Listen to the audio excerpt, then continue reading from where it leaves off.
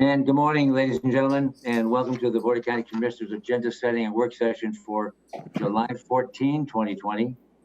And it's nice to see everybody in the boardroom responsibly masking up. Anyway, whoever is masking up, thank you. By way of introduction, I'm John Hutchings, the chair of the board, and also present is Vice Chair Commissioner Ty Menser and Commissioner Gary Edwards. Our County Manager, Ramiro Chavez, is here, as is our Public Health and Social Services Director, Shelley Slaughter. And Ramiro, can you hand out the people that I don't see? Yeah, we have quite a few commissioners. We have Mark Muffet, we have Kildy Myrno, we have Paula Cracknell, Tom Webster, Dr. Demiana Abdelmalik, Lydia Hutchinson, Jacinda Stilges, Scott Lindblom, Kurt Harding, Tim Wilson, Ryan Mayer, and just joined Vasil Boroda. That's all I have on the screen. And they keep coming, so at some point I have to stop introducing them. No, that's fine. But a full cast of characters. This is great. And for those of you that want to attend via conference call, the phone number is 352-252-9020, and the PIN number is 1234. And you can join in by conference call, just listening. Thank you. We're going to start this morning with a COVID-19 update with our very own Shelley Slaughter. Good morning, Commissioners. Good morning. So this week has seen our largest number of cases thus far in Thurston County of COVID-19 with 80 cases in the last week. To date, there have been 397 cases of confirmed COVID-19 in Thurston County. Unfortunately, 5 deaths. Of those cases, 39 have ever been hospitalized. Currently, to date, our hospital capacity reports 12 COVID-19 patients hospitalized. However, that does include residents from neighboring counties. We currently have no congregate care outbreaks. Joining the conference. The Olympic West outbreak was considered closed by Dr. Abdelmalik as of last week. Our tests to date are 16,470 tests. We continue to see the percent positive rise and are currently not meeting that metric on the governor's risk assessment dashboard, with 3% positivity rate amongst those tested in the last week. Our lab capacity is lagging a bit. We're seeing this statewide, so it's taking longer for people to get results from testing. We encourage and strongly recommend that people remain home when they are waiting a test result. Just wanted to let you know that we are working with our partners across the state and locally to address legs in testing capacity, as well as some stress on our testing supply chain. We do encourage people still to please go get tested if you have symptoms of COVID-19 as quickly as possible, because that can help us from spreading COVID-19 to others. Our hospital capacity as of this morning is currently adequate. 80% of ICU beds are occupied, but there is adequate surge capacity. There are ventilators available, and current PPE supplies for our local hospitals are stable. And with that, I will pass it to Dr. Abdelmalik to add anything else that I may have missed or share anything you would like to share. Hi, Doctor, and introduce yourself, please, as you begin. Thank you. Perfect. Demiana Abdelmalik, Health Officer for Thurston County. Good morning, Commissioners. We have been seeing the rise in COVID-19 cases in our community. Many of these cases are related to private gatherings of families and friends, some of which occurred over the 4th of July weekend. Some are related to travel, some are related to exposures in the workplace. What we're seeing is something that's been seen nationally, which is that when one member of a household gets sick, the other members of that household are at an extremely high risk of also contracting COVID-19. So for this reason, we are advising people who do get COVID-19 to do their best to isolate themselves within their homes from other family members. But because you can spread the virus even before you know you're sick, we're supporting federal and state guidance that recommends that the entire household quarantine as well. We know that this can be difficult for people, and we at the Public Health Department can help if needed. We ask that in general, the public continue to wear face coverings, maintain 6 feet of personal distance with people not in their household, cover their cough, and wash their hands. And I've been working with our entire team here at the Thurston County Public Health and Social Services Department, as well as our colleagues across the state to monitor the situation and to help contain the outbreak. Wonderful. Thank you, Doctor. And again, welcome. It's nice to have you here. I have a question, and perhaps for Shelley. You mentioned that other counties have hospitalized patients into our county. Is that because those counties' hospitals are full or beyond capacity, or why are they here? Typically, our hospitals here in Thurston County are a hub for our Southwest region. So many other people live and work in neighboring areas, and they seek care here in Thurston County. Okay, thank you. My seatmates have any questions? I do. Okay, go ahead, Commissioner Edwards. Several issues were mentioned as might be causing our higher numbers, but I never heard anything about some of these crowds protesting. So have any of the tracers been able to get anybody to admit that that's where they might have caught it, or admit that they're participating in some of that type of activity that brought these numbers on, or are we still in denial? That's a really good question, and we have been wondering that as well. So far, when we ask people, nobody has mentioned any sort of protest as something that that might have led to their becoming infected. And we have been asking about crowds and large-scale gatherings, and we have not been finding a significant number of people having participated or having told us that they had participated. Okay, thank you.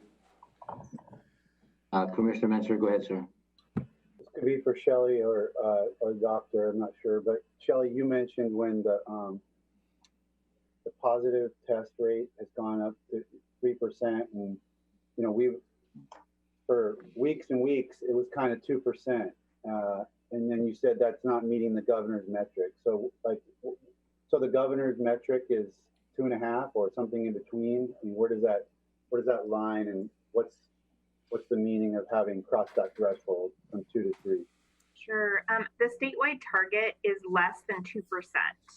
And I will say that the majority of counties in Washington state, particularly in the western region of Washington, have seen a very similar increase and have seen that number rise. So statewide, I think when I last looked, that was up to 3%, and it had previously been much lower.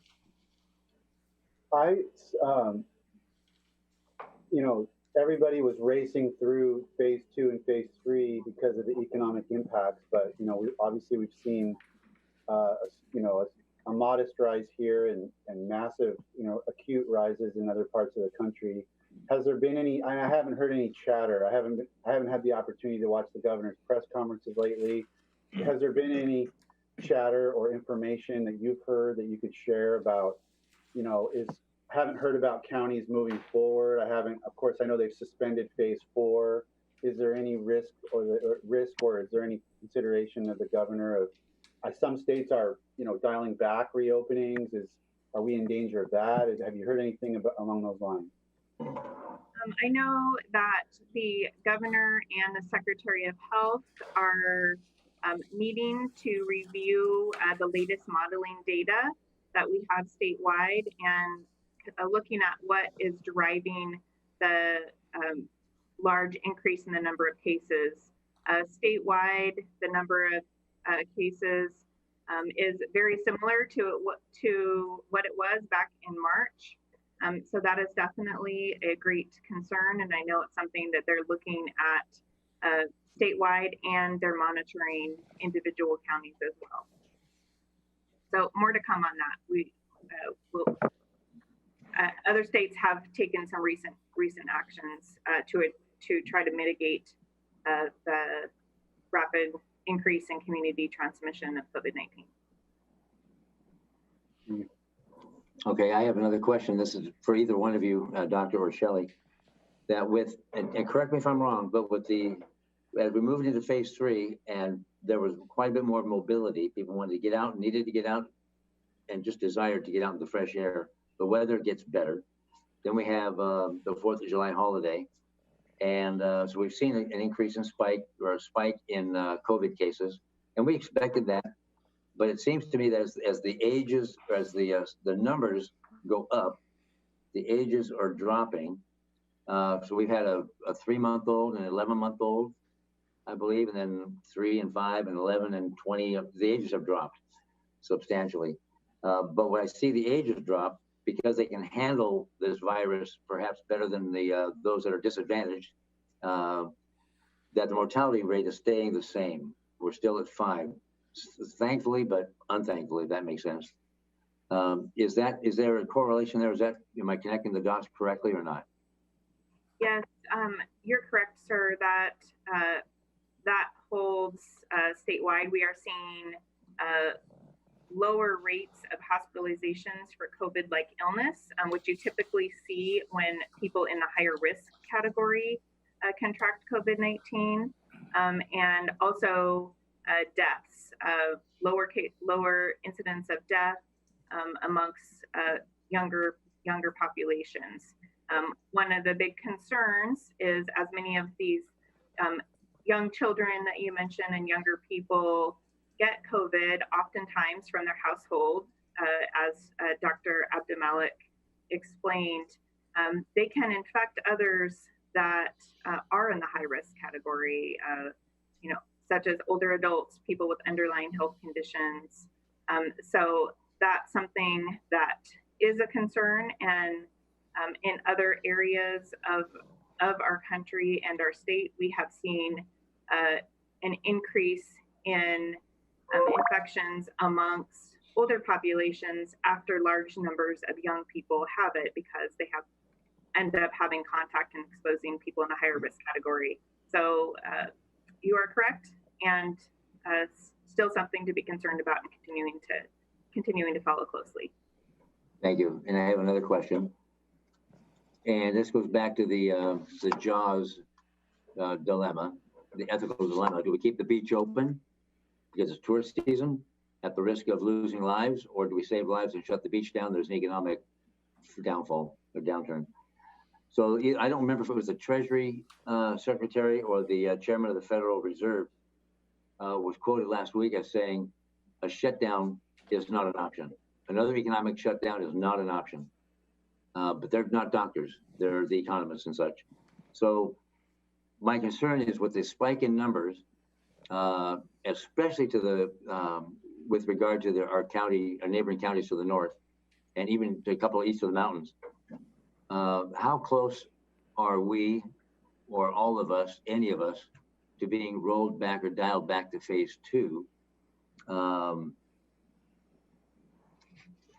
I guess I'll just leave it at that. Do you have any idea how close we are? I think that it is definitely a concern, and this is really an opportunity for members of the public to engage in personal responsibility to make sure that we are all following public health advice to prevent further spread of COVID-19 in order to continue keeping our economy open. So I think that This is something that I hope people take very seriously and follow Dr. Abdelmalik's advice here in Thurston County, continuing to wear those face coverings, avoiding having events and gatherings and parties where physical distancing isn't maintained. We really strongly urge people to maintain that 6 feet physical distancing to protect you from becoming a contact of someone who may not yet know that they have COVID-19. So this is really a pivotal point for us, I think, in Thurston County and in the state of Washington to take action and help us in public health, help our hospital system, help one another to stay open by taking COVID-19 very seriously and doing what we can to prevent the spread of COVID-19. Do you have anything to add, Doctor? You have to unmute yourself. Thank you. I agree with everything that Director Slaughter has said. I would just add that that while dialing back is a possibility, we are working really closely with our case investigators and contact tracers who are actually speaking to each case to find out what the specific risks are here in Thurston and what's driving our local pattern of disease spread, to make sure that our response here in Thurston is tailored to our needs as a county as well. Very good, thank you. And you'll see that, hopefully you'll be happy, that with the exception of us in our own offices, we're not masked, that everybody in the boardroom seems to be responsible enough to mask up. But should you mask up even if you're able to keep 6 foot distancing? And that's the requirement, isn't it? Yes. So yes, masks. So we are required to have masks in public and when entering businesses.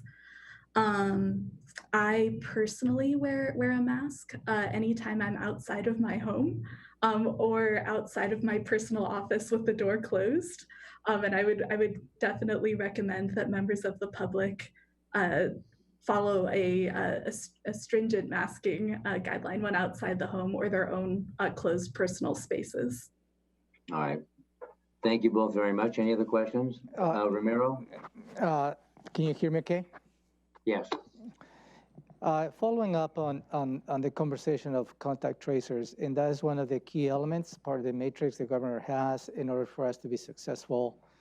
And I know the public health and social services have been extremely aggressive in building that capacity in the last week. And so and again, that is going to be something that we need to really is going to be the key, as Dr. Abdelmalik stated, as to how we're going to be able to trace and having those conversations with those infected by the virus. But the gist of my comment is to send a shout out to the staff and public health and social services, the nurses and everybody else who has been stepping up on the contact tracing. As you have seen in the last 2 weeks, the cases have increased, and obviously the contact tracing work has increased as well. I know for a fact that at least the 10 nurses were working all weekend long just to go through the contact tracing. So I'd just like to send a shout out to all of you. This is a difficult work. I appreciate what you do, and please continue on with the fantastic job that you do. Thank you. Thank you so much, Ramiro. I know that means a lot to our staff. They work 7 days a week, and a lot of hard work, a lot of pressure to keep up with these cases. They're doing a fabulous job in keeping us safe and healthy, and we really, really appreciate those words of encouragement. I do too. Thank you very much, Ramiro. And I echo those comments and the accolades for all the PHSS staff as well.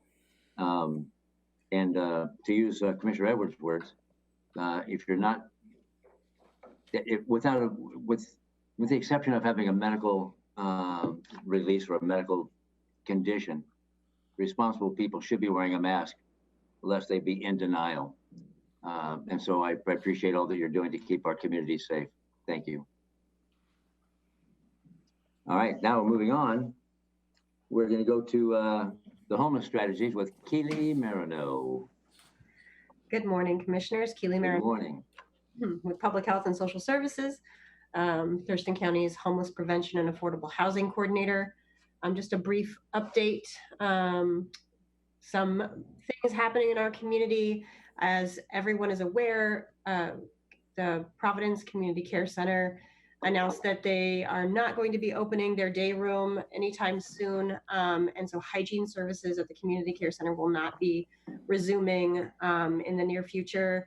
And as they move forward, it is anticipated that they will be operating the day room quite differently, where they'll be letting folks access hygiene if they have an appointment. So an appointment-based hygiene service is what I understand.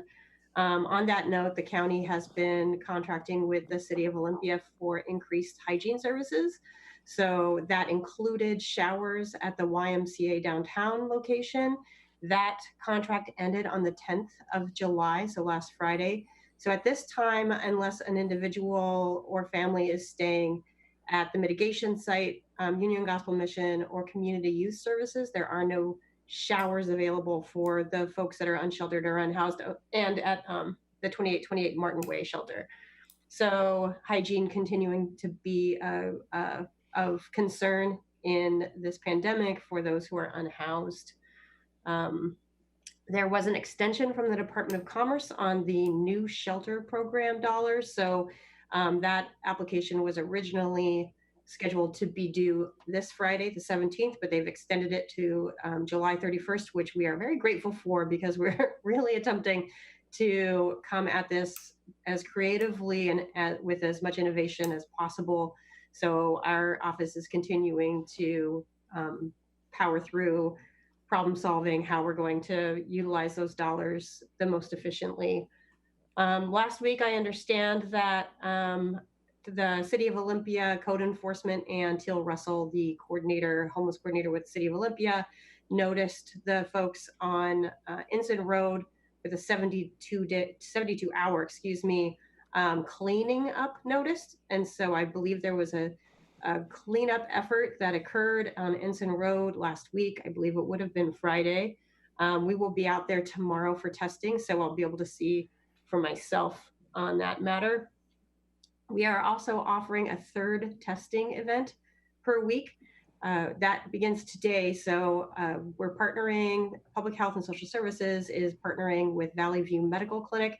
They will be providing the testing, and then our quarantine and isolation team will also be attending this event.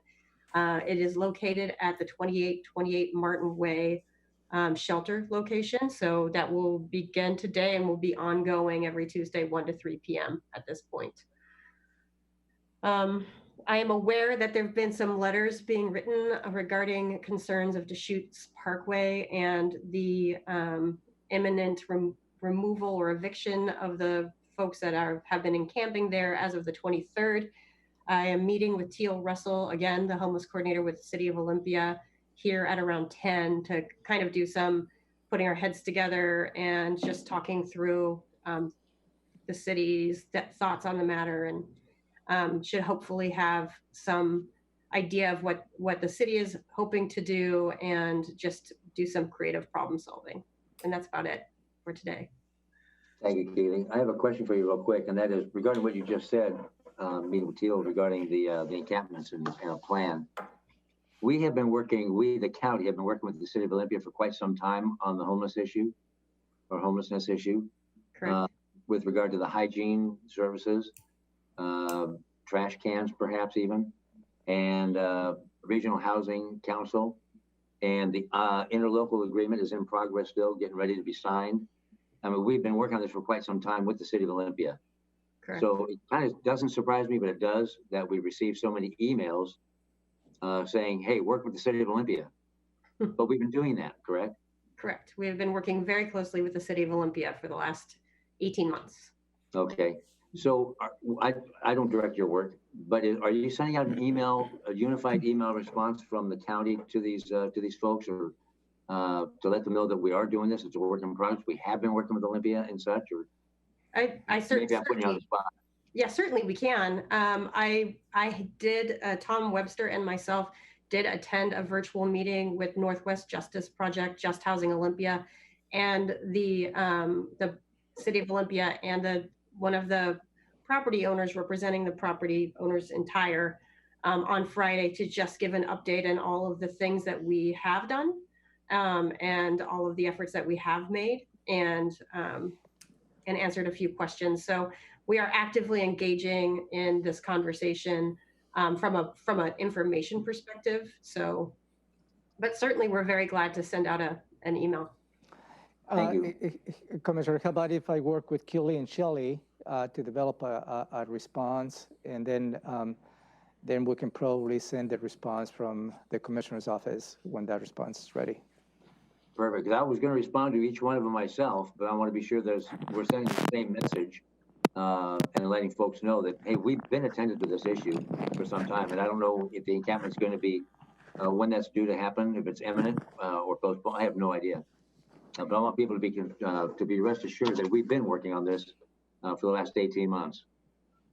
Yes, I think that in my work, I'm very concerned about 50 to 70 individuals suddenly needing a place to stay. That is of great concern, especially considering the capacity of our shelters being reduced due to COVID-19 and completely full. So I definitely understand the urgency of the urgent tone of the message. And just this morning, about 40 minutes ago, I was talking with Judge Eric Price, and he talked about Just Housing Olympia as well. We had a conversation about that. So yeah, it's the second time I've heard that in an hour. Commissioner Menser, you had your hand up. Yes.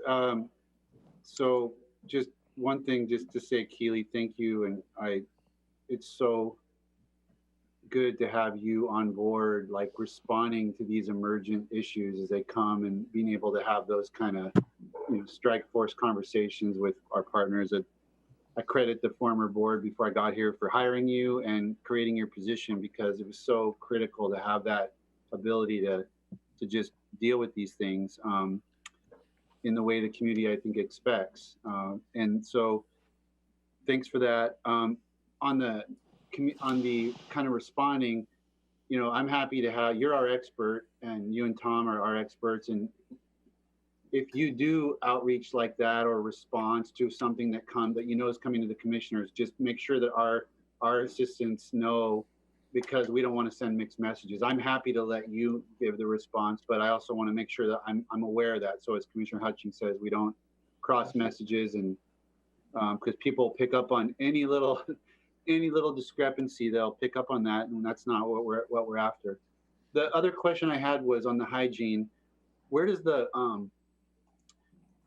I know it's a blow to have the community care center closed, but what we did authorize through law two hygiene trailers. So where do they fit into this puzzle? Are they not quite online yet? Are they just gonna now be replacing capacity that we lost? Are they gonna be able to move the ball forward with additional hygiene because there's two of them in different places? Or how do they fit into this picture of our hygiene needs and our hygiene capacity for, given who we've got out there needing it? Yes, excellent question. So I'm aware of the hygiene trailer that has been located at the mitigation site in downtown Olympia. And then we're waiting for the hygiene trailer to be completed and then installed at First Christian Church. So that is well underway. We're just waiting for some permitting to go through with the City of Olympia and First Christian Church. And then we'll be having a meeting in the next week or so around siting it and getting it installed. So the hygiene trailer that is at the mitigation site are for residents of the mitigation site. So those residents may have been utilizing community care center showers at when it was open, or they may have been using Union Gospel Mission, but now they have one at their site, so they're able to use it there. So that reduces some of the need for sure. There's about 80 residents at the mitigation site at this time. The First Christian Church hygiene trailer will be for the residents of First Christian Church. So New Hope community, the small community that's living in the garage, I think there's about 7 or 8 people there right now. And then also the residents that are staying at First Christian Church at the Interfaith Works Emergency Overnight Shelter. and that's about 23 people, so a total of 30. Those showers, again, will be limited to those individuals that are accessing shelter of whatever kind at First Christian Church. So that will definitely have a positive impact, as there are no showers currently there, and those individuals were being bused to Sacred Heart when they had hygiene services, and then to YMCA for the past couple of weeks. So they'll be able to access showers here pretty soon, but otherwise, that's where hygiene stands, as far as I understand. So there's still, unless you're in the mitigation site or you're at the First Christian Church communities, there's still a gap. You don't have a place to go where you might have been able to previously go to community care center. Correct. Commissioner Edwards, anything? Yes, I do. Keely, I hope you got the message. I was going to ask a little bit about this concern that's developing out at Yelm, in the Yelm area, where the Nisqually Valley News wrote an article on July 3rd about converting a assisted living unit out there to a treatment facility for, I guess it's going to have sex offenders, mental health needs, alcohol and drug, and homeless. So it kind of affects everything that you kind of deal with on your regular activities, I guess. And the name of the outfit is Fresh Start Housing, and apparently they're talking about 140 beds, and that they do have some facilities here in Olympia that are already addressing some of these issues. Are you up on any of this? I was, the email that came through yesterday was the first I had heard of it. And I understand from the emails that were addressing it that it's it's located within Pierce County, and that Thurston County hasn't been involved in it whatsoever. And that's all that I am aware of. That's all that I know. Well, I guess you're right. It's located in Pierce County and McKenna, 100 feet away from the Thurston County line. So it's as far away as you can get from services from Tacoma, and as far away as you can get from services from Olympia. So, and I believe that's what the concern is. So are you aware of this operation, this Fresh Start Housing, working here locally in the Olympia area with folks? I have not heard of Fresh Start Housing until that email came through yesterday. So it's not an outfit that has been in operation in our homeless crisis response system. It's not an outfit that has reached out to our office. It's not an outfit that any of the providers are aware of. Okay, I mean, that's interesting. I talked to the local representative, JT Wilcox, and he didn't know anything about it. And he talked to the county executive at Pierce County, and they didn't know anything about it. So something's happening, and it seems like when the public is not kept informed, then rumors get out of control. And maybe it's not what it's portrayed to be, but because I realize it is in Pierce County, but it's 100 feet away from the Thurston County line, right on the Nisqually River. You know, they don't have any septic out there. So I would guess it's a big concern to the Yelm area because of the proximity to where it's located at. Well, from what I can see on their website, they are a clean and sober shared living outfit. So, and their mission is to provide a clean, safe, and alcohol, drug-free environment for those who are seeking it. Okay, I just wonder if somebody from the health department, and maybe this would be Shelley, because of the anxiety in the community out there in the Elm area, if possibly this couldn't be looked into, maybe talk to the management, find out if there's public hearings coming up or what is actually going on, because anytime we have a lack of information, that usually is filled in by speculation. So I think it'll benefit everyone if we at least get some idea of what is going on, because I know it's going to be quite the community concern. My phone has not quit ringing since that article, so I would appreciate it if you could look into it. And I believe the other commissioners from the Board of Health perspective too would at least be like to be informed, because they'll get questions. Thank you. I'm happy to look into it, sir. Thank you. And I have another question, or maybe it's more of a comment, but I want to thank you, Keely, for yesterday when we met as the HHSC, Health and Human Services Council, and we talked about a ton of issues, and you are in the right place at the right time, and it gives me great comfort. But on the other side of homelessness and the campers and such is stopping the influx of that population. And so new funding sources as of July 2020, this month, one of them is the CARES Act Eviction Prevention, $3.1 million. Federal funds routed through the state for eviction prevention. And this is going to be a huge benefit to those folks that can prevent, and I'm talking about the ones that can't pay their rent, not the ones that are trying to make a statement, but the ones that can't pay their rent, to give them some relief. And I was talking with, as I said, a presiding judge, Eric Price this morning, and we talked about the work that Sue Dubuisson, former judge Sue Dubuisson, and former city attorney John Vanek are doing with that Just Housing Olympia in pro se, representing folks that are on the heels of evictions. And if our numbers spike, continue to spike with the COVID, I think we're in, and if we're hitting a greater economic downfall or downturn, I think we're going to see an increase in evictions. So that 3.1 is going to be like water through a sieve, but it's going to help a considerable amount of people through the end of, we hope through the end of December. Yeah, so thank you very much for all your efforts. Related to that grant, Commissioner, I have an item on your agenda today, and that will be the eviction rent assistance program. So we can elaborate in more detail. There it is. Yeah, so if you like, we can probably wait for more detail on that. That's fine with me. I just wanted to give a shout out to Keely for all the efforts that she's doing. She's working her tail off, for God's sakes, and I appreciate it. And many people do. Thank you. Okay, thank you, Keely. Get to work. Okay. Thank you. Next is on the agenda is to review the BoCC draft agenda for today, July 14, 2020. And the first thing is we'll call the meeting at 2 o'clock. And we will have 2 public hearings this afternoon at 3. And then at 3:30, we'll have a Board of Health. And I'll turn that over to Commissioner Menser for that.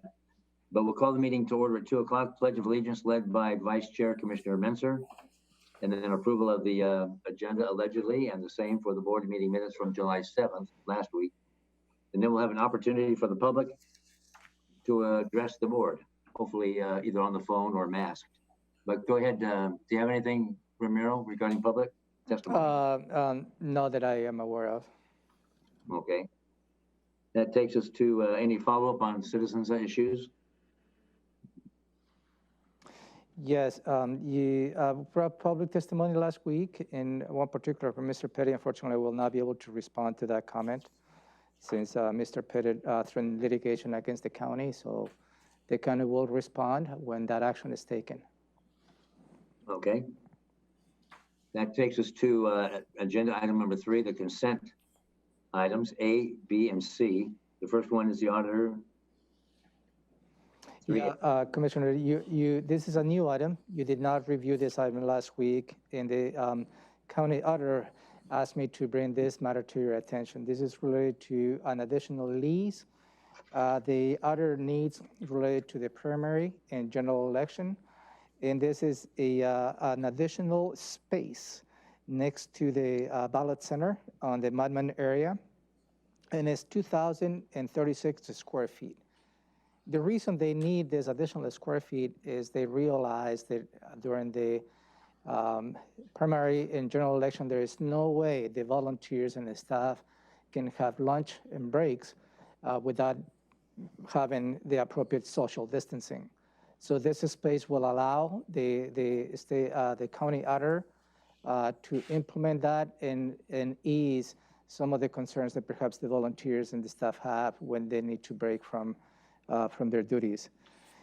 This particular lease agreement is for 5.5 months, which has an end date of December 31st, 2020.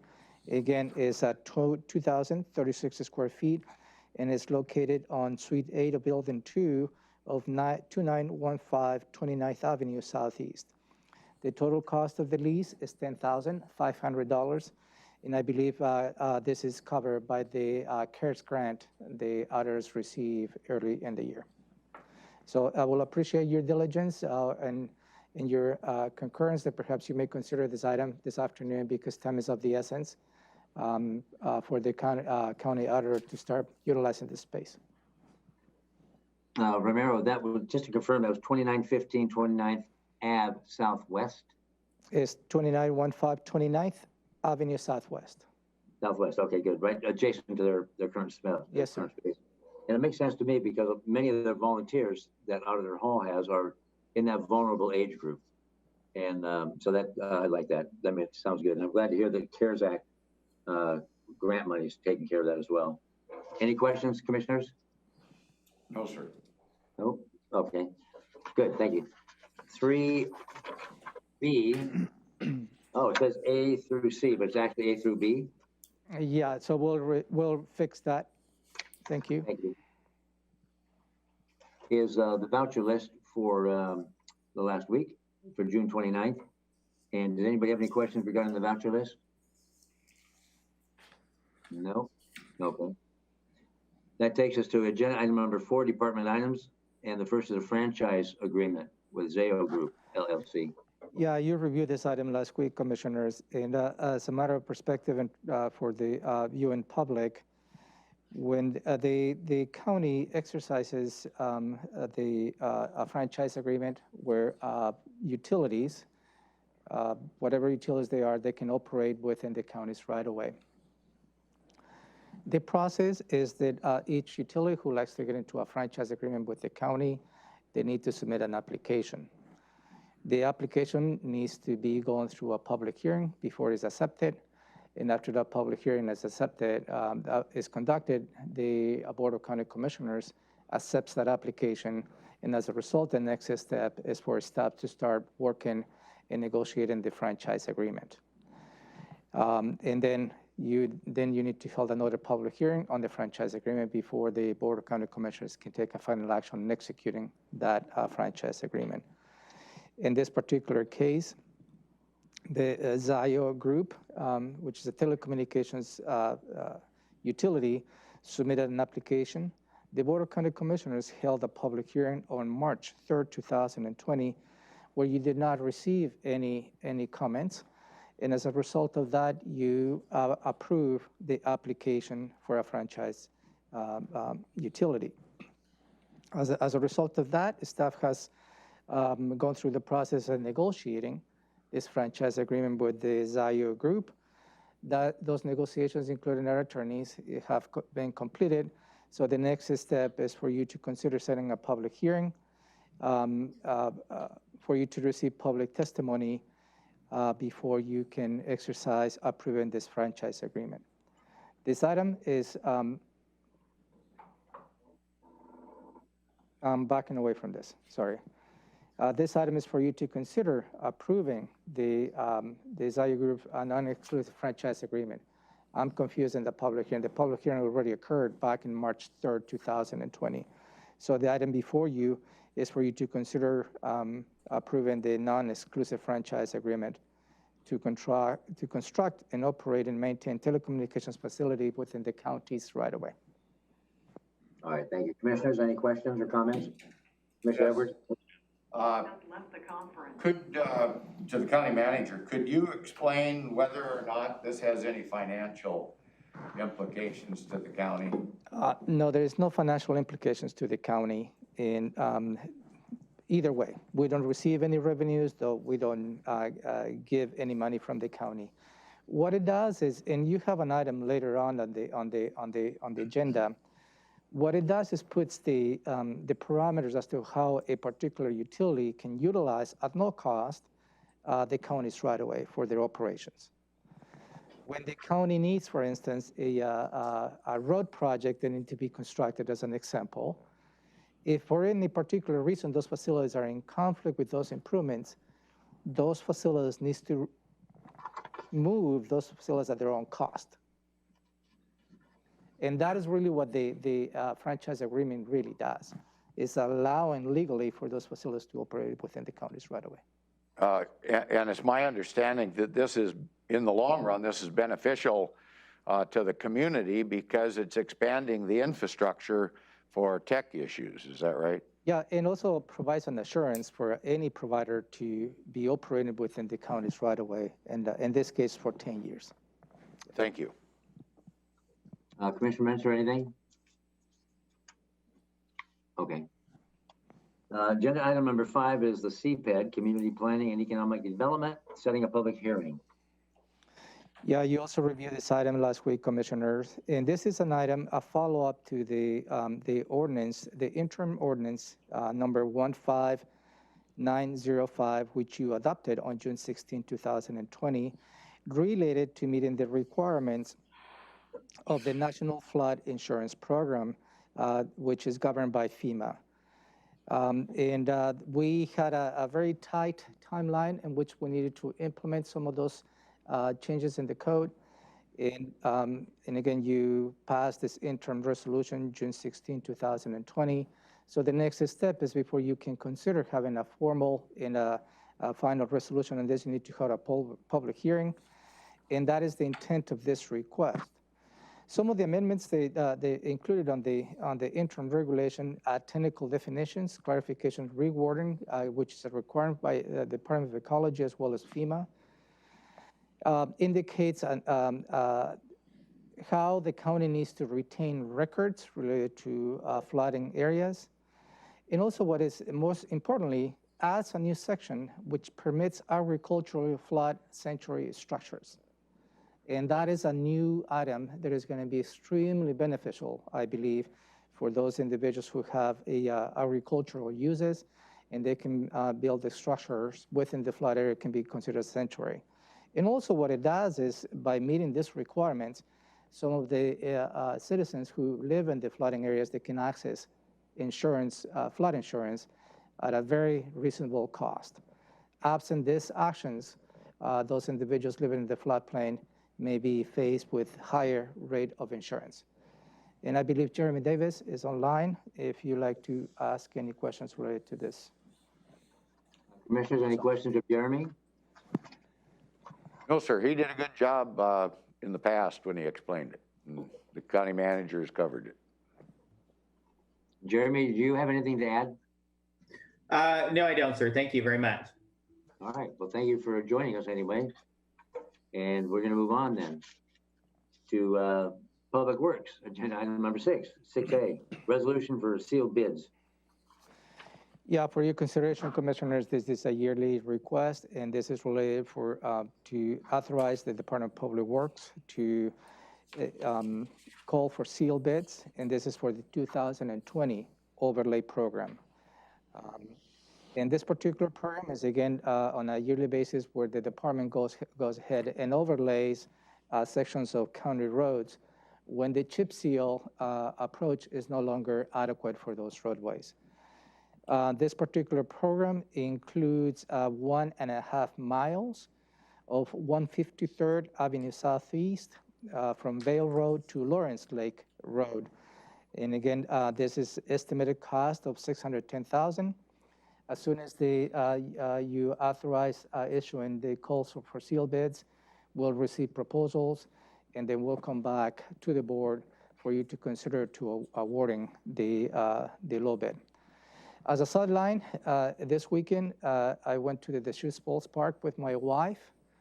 Beautiful, beautiful place. And I just happened to drive along 153rd. And I have to tell you, that is in real need for an overlay. So this is a worthwhile project to go ahead and do this year. Do we need rumble strips on that strip of road? No.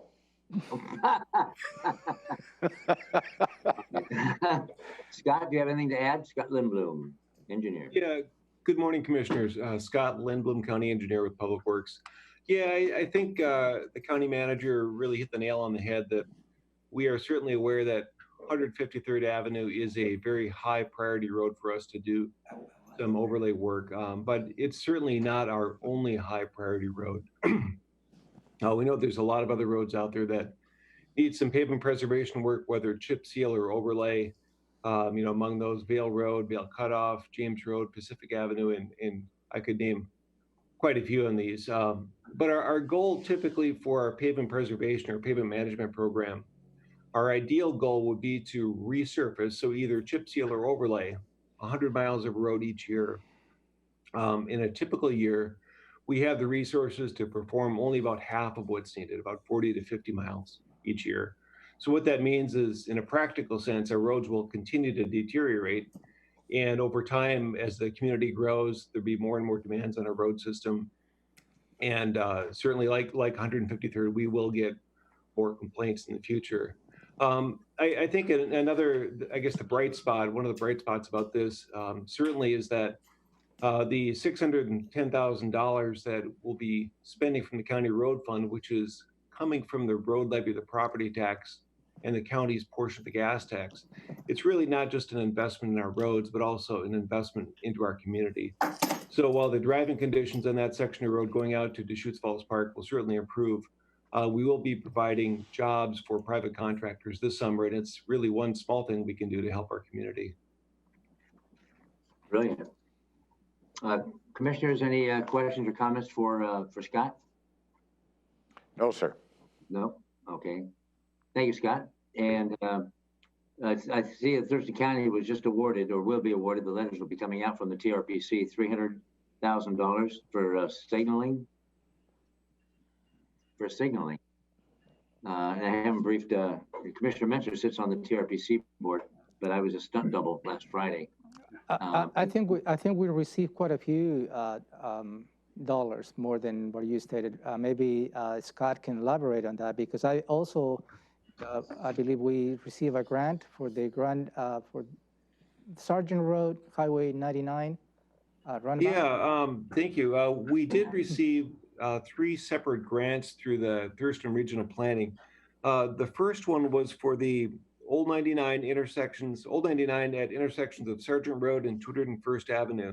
That is a $900,000 grant to make some intersection improvements at that location in the Grand Mound area.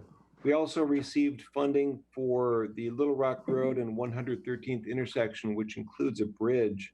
That funding total was just about $1.8 million.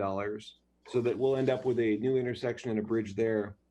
Then furthermore, at the Johnson Point and Hawks Prairie Road and South Bay Road intersections, we were successful in getting just about a $3 million grant there to make those intersection improvements. And as you may recall, that is one of the intersections that we are facing some concurrency, or we expect to face some concurrency issues on shortly. So we're really excited about getting these grants, and it was, hats off to the team that put these grant applications together, and certainly the commissioners for your support in moving these forward. So the Hawks Prairie and South Bay Road, that's just advancing to the study phase now, isn't it? No, this funding will actually be for construction, and the construction year on that is 2025, I believe. So it'll be a few years out. Yeah, because that's an icky intersection. Yeah, long time. You bet. And you have some upcoming fish passage barrier removals, and those would be exciting to hear about too when they start. I was talking with the director Jennifer Walker yesterday, and she gave me a great rundown on all of these projects coming up. Yeah, it's a really busy construction season starting, well, just about now. And there was $1 million countywide for resurfacing from the TRPC. And the $300,000 is in conjunction with Lacey City and County Signaling /ITS. What is ITS? It's the the guy that's not the traffic guy. It's the Intelligent Transportation Systems, I believe. What is it? Intelligent Traffic Systems? Yes, I believe that's it. It's Yeah. Well, I'm putting you on the spot. I was just wondering if you knew off the top of your head, because I didn't know what ITS was, and I didn't think to ask. It was a very busy meeting. So the intelligent transportation system, for instance, is when you see on the traffic signals a little bit of a preemption of emergency vehicles, that's part of the intelligent transportation system. Also, the intelligent transportation system has morphed into, when you approach an intersection, you used to have loops on the pavement, on the lanes, as you may recall. Those no longer are used. They use cameras to determine the flow of an intersection. All that is part of the intelligent transportation system, ITS. It's so funny because over the years I would hear, oh, you cops have put traffic signals on all your traffic cameras on all these to capture. No, we're not. It's a traffic system, traffic data. But I want to compliment you, Scott, and your entire staff for the work done on the Chehalis Western Trail down on Rainier Road. I've been getting Talcott Ridge. I've been getting a ton of comments and compliments and pictures from people using that road on a regular basis. And so, well done. That was very well done. Yeah, it really turned out well. And you know, certainly kudos to Kerry Hibben, who's one of those guys that never gave up after 30 years of trying to get that project done. So Kerry and the entire road ops team and the design team here did a fantastic job. So thank you for your support in that as well. Great job. Commissioners, anything for the good of the order? No, sir. No? Okay. Thank you, Scott, very much. Agenda item number 7 is County Manager. We're talking about setting a public hearing. Yeah, Commissioners, for your considerations for you to set a public hearing for Wednesday, July 29th. And that is, I want to make sure it's not during your regular board meeting. This is Wednesday, July 29th. And this is related to the 4th budget amendment for the 2018-2020 operating capital budgets. This budget amendment includes additional appropriations resulting from the Coronavirus Relief Fund for local governments, as well as reductions to individual offices and departments as a result of the coronavirus-19 impacts to the county tax revenue system. You have already provided the majority of the board some initial direction, final determination on that. This is for you to hold a public hearing before you can actually take a formal action via a resolution. I'm not expecting you to take an action on that day.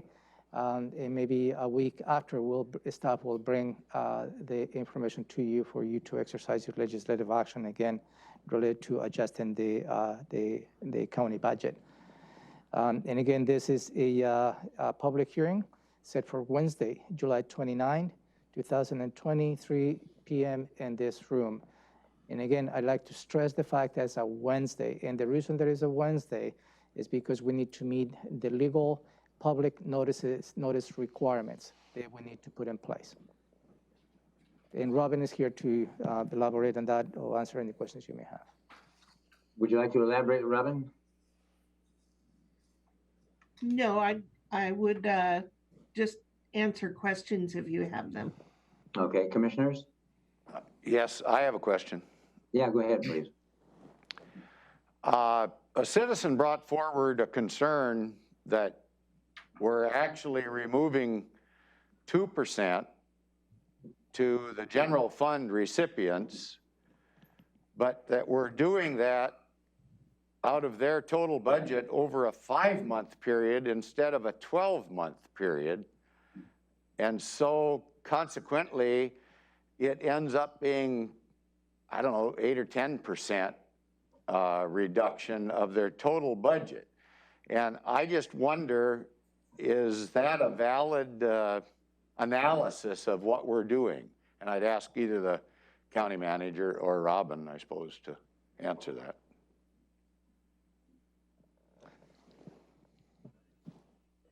I have not seen the details of that particular comment, but the proposal before you is a 2% reduction on the overall 2020 allocation.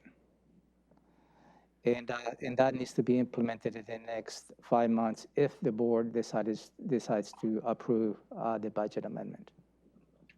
So we discussed how the the longer it took to make a decision, the less time offices and departments had to save money.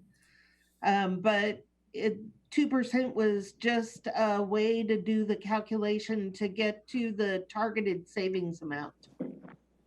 I guess following up on that, so if we're going to make a 2% reduction of the total allocation to each of these individual agencies that are general fund, those entities have already spent, especially by August 1st, it's going to be about 60% of their 2020 allocation of general fund money. So that looks like they're going to have to scramble and find, okay, I don't know the number exactly, let's say 8 or 10% out of their money. Is that true? I'm just trying to figure that out. So it's more than a 2% cut to them, especially like in the sheriff's office where we already took his ER&R money. I'd just like to know, is that what we're expecting them to do, to make a 2% cut, but make it in 5 months? Is that kind of where we're going with this? So I did describe that is the impact of delaying a decision, and 2% was simply a way to calculate an amount. And when you compare the sheriff's reduction to his appropriation, what you see is the corrections has 0 budget cut, and the sheriff's office actually has an increase in appropriation compared to their original budget. I'm sorry to interrupt, but I thought there was a increase to the sheriff's office by 300,000 or more, but it decreased in corrections by 35,000. Which is a virtually 0 budget reduction. Right. We're talking percentage. All right, thank you. Commissioner Menser? Just to clarify, it's not that difficult to math. A 2% cut over 5 months is a 4.8% cut. So I'm not sure where 10 or 12% is coming up. It is more than 2%, because conceptually, you're correct, Commissioner Edwards. You are squeezing a 2% cut into 5 months, but if you just run the math, it makes it a 4.8% cut. It also just, as a reminder to the board, the 2% reduction, the majority of the offices and departments affected by the 2% has already provided to the board how they're planning to implement those reductions. So the proposed reductions that you have before you, they already have data behind it as to how those offices and departments are planning to meet that requirement. So the board is not taking a number and just setting out for them to offices and departments. That has already been working with the offices and departments as to how they're planning to do that. As you may recall, that proposal was presented to you maybe three weeks ago in terms of the 2%, in which all the offices and departments provided an approach as to how they needed to achieve that reduction. So, Okay. Go ahead, Gary. No, I guess we're going to take an action on this afternoon then, it sounds like. No, sir. No? This is for you to set the public hearing. Yes, just to set the public hearing so that if there is public input, we can hear it then, I guess. Okay. So a question I have regarding Commissioner Edwards' statement of taking ER&R money from the sheriff. The sheriff, Public Works, Public Health, and there's others departments or offices, they pay into the equipment repair and replacement fund, correct? They pay into that? Yes. Okay. So when they need it, they have that money to use to replace or repair their fleet. Correct. So we took that fund that was paid into, we removed that from all offices or departments? You did a reduction that was spread equally depending on the number of vehicles amongst all offices and departments that have vehicles. Another thing about the ER&R fund, when the board sets the rates for payment to ER&R, you add that amount of money to an office or department's appropriation. Offices and departments do not need to absorb that. They are appropriated sufficient funds to be able to pay into ER&R, and that does not affect their operating costs. So advancing ourselves to February or March, and public health or public works has a big tractor that goes boom, or a car that needs to be replaced. How do they fund that if there's no ER&R balance? There is already a significant ER&R balance, and you did not remove all of the ER&R money. It's only a small portion of the ER&R that's being reduced. I'd have to look up the exact percentage. I want to say about 15%. Okay, the reason I ask this is twofold. So the public can understand it, but also so it doesn't look like anybody's defunding anybody or ripping money from their hands. Right.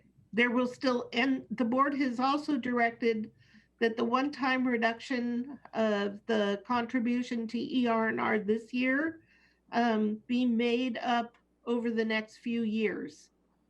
All right, thank you. Any questions or comments? No, sir. Okay. Thank you, Robin. Thank you, Ramiro. That takes us to 7B, which is where we talk about our own commissions and boards that we sit on and report back. And then the county manager will review our schedule for the next week, for this week. And then we adjourn and move right into a public hearing. And the first one is public hearing A. It's the Public Health and Social Services amendment to the fiscal year 2017 HUD Annual Action Plan. Yeah, you will be receiving public testimony related to the changes to the 2017 Housing and Urban Development Action Plan. And this is related back in 2017. And again, let me give you a brief background on this for the benefit of the audience. Is this related to the CDBG money, the Community Development Block Grant Program, which is a federal allocation depending on population. The City of Olympia has a direct allocation because they meet the threshold of being an urban city. For the rest of the county, we have a rotation program in which the City of Lacey takes the allocation of the region and distributes that based on their selection process. Then moves to the City of Tumwater. They do the same. And then the third year is the third rotation is the county in coordination with the South County cities.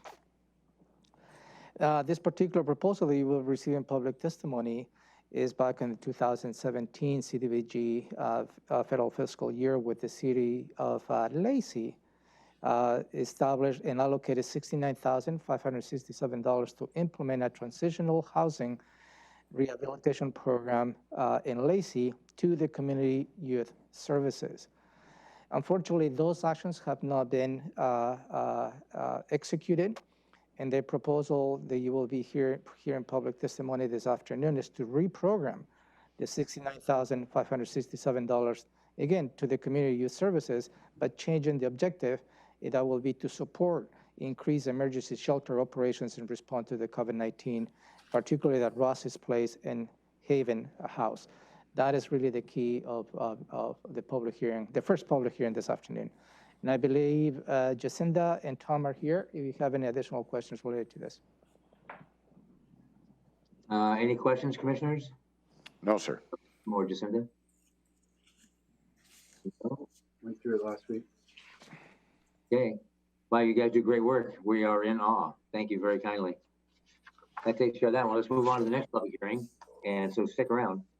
That is what, anyway, the next public hearing is regarding the 2020 HUD Annual Action Plan.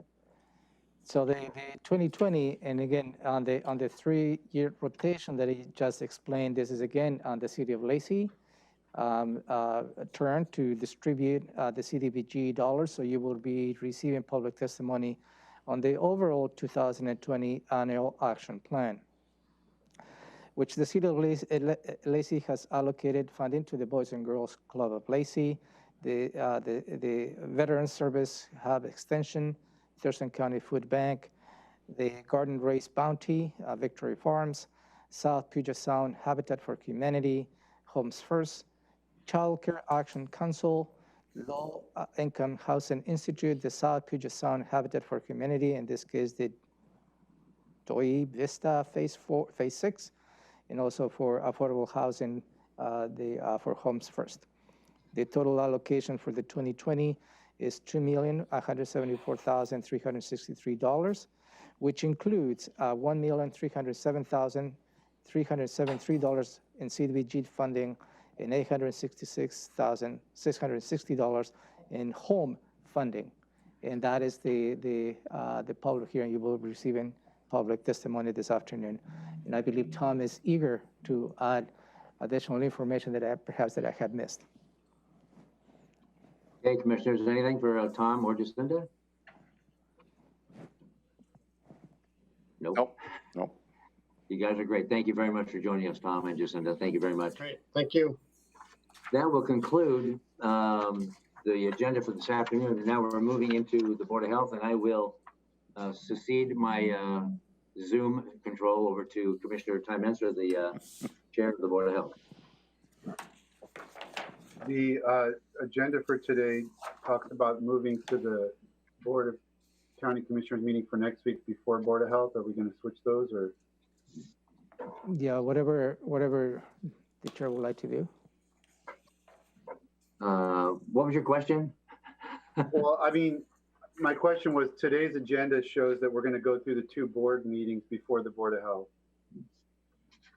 Oh, that agenda. I was just thinking of the same day. But okay, then we'll jump to Board of Health. Okay. So this will address today's Board of Health meeting, which commences at 3:30. And we've got Shelley Slaughter here, our Director of Public Health, to help me walk through this. 3:30, we call the meeting to order. I'll be requesting an approval of the agenda and approval of meeting minutes from February 11th, March 10th, and March 12th, which were all emergency meetings related to the emergency declaration and COVID-19 issues. So that should be straightforward. And then we'll have item number 2 will be a presentation regarding our new Thurston County Health Officer. Shelley, do you want to frame that? Sure. Good morning, Commissioners, Administrator of your Board of Health. And yes, for this item, I will be introducing again Dr. Demiana Abdulmalik, who will be joining us for her first Board of Health meeting. So I'll provide an overview of her background and welcome to her, and she will say a few words as well. Okay, great. Questions or comments about that? Nope. Nope. Okay.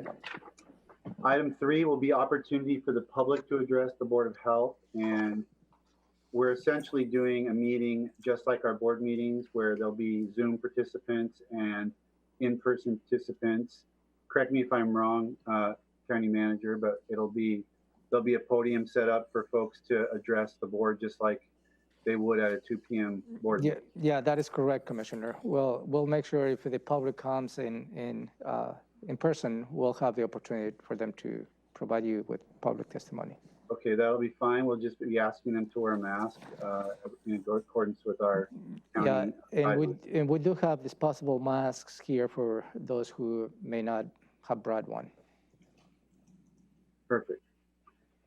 The 4th item on the agenda is a consent item regarding acceptance of work session notes. We've got a long list here of, looks like we got a bit behind in approving work session notes. We've got things going back all the way back to early 2019.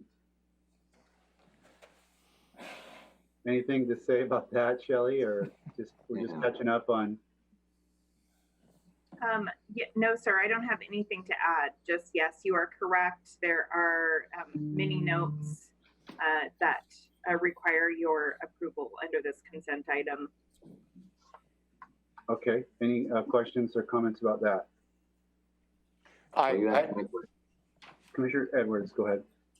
I guess I would just ask our Shelley if she has satisfied that the notes are basically correct and reflect the activities that we discussed on those particular days. Yes, sir, I do. And your clerk of the board, Lydia Hodgkinson, who prepares these work session notes as well as your minutes, is on the line if you have any specific questions for her. And if the public had any concern, could they view these notes online as well? Yes, sir. These notes are available for the public. Thank you. Commissioner Hudson.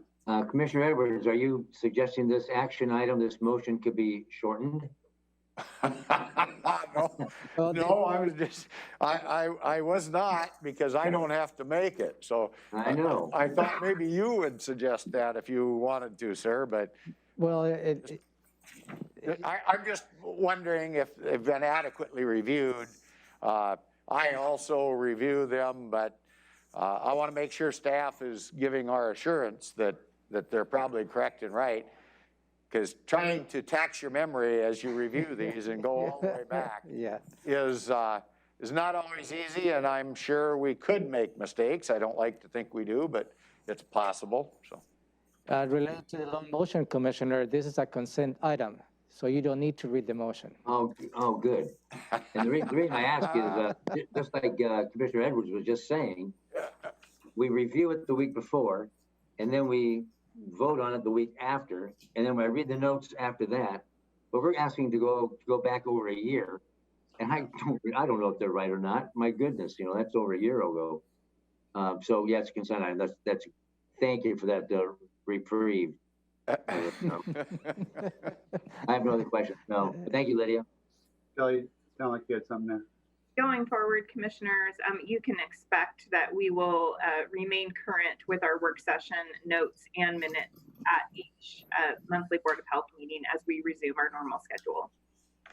I think we'd all appreciate that. Thank you. Yeah, thank you. Okay, item number 5 is a department item, and it's related to integrated pest management prescriptions. And I know the commissioners had questions last week regarding this item. So it looks like Paula Cracknell is online, and I assume she's online to answer questions we had about this item. So I'll turn it over to her. And Commissioner, also Patrick Soderberg, who is the supervisor of that program and an expert on this issue, is also on the line to answer questions, as well as Ms. Cracknell. Great. Welcome, Patrick. And Paula, I'll let you kind of take it over, just kind of frame it, and then we can restate the questions we had last time if they're not answered by your comments.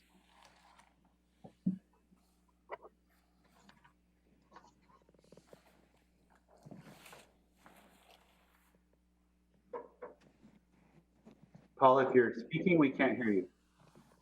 I can't see your mouth moving, so I'm not sure. That was Steve.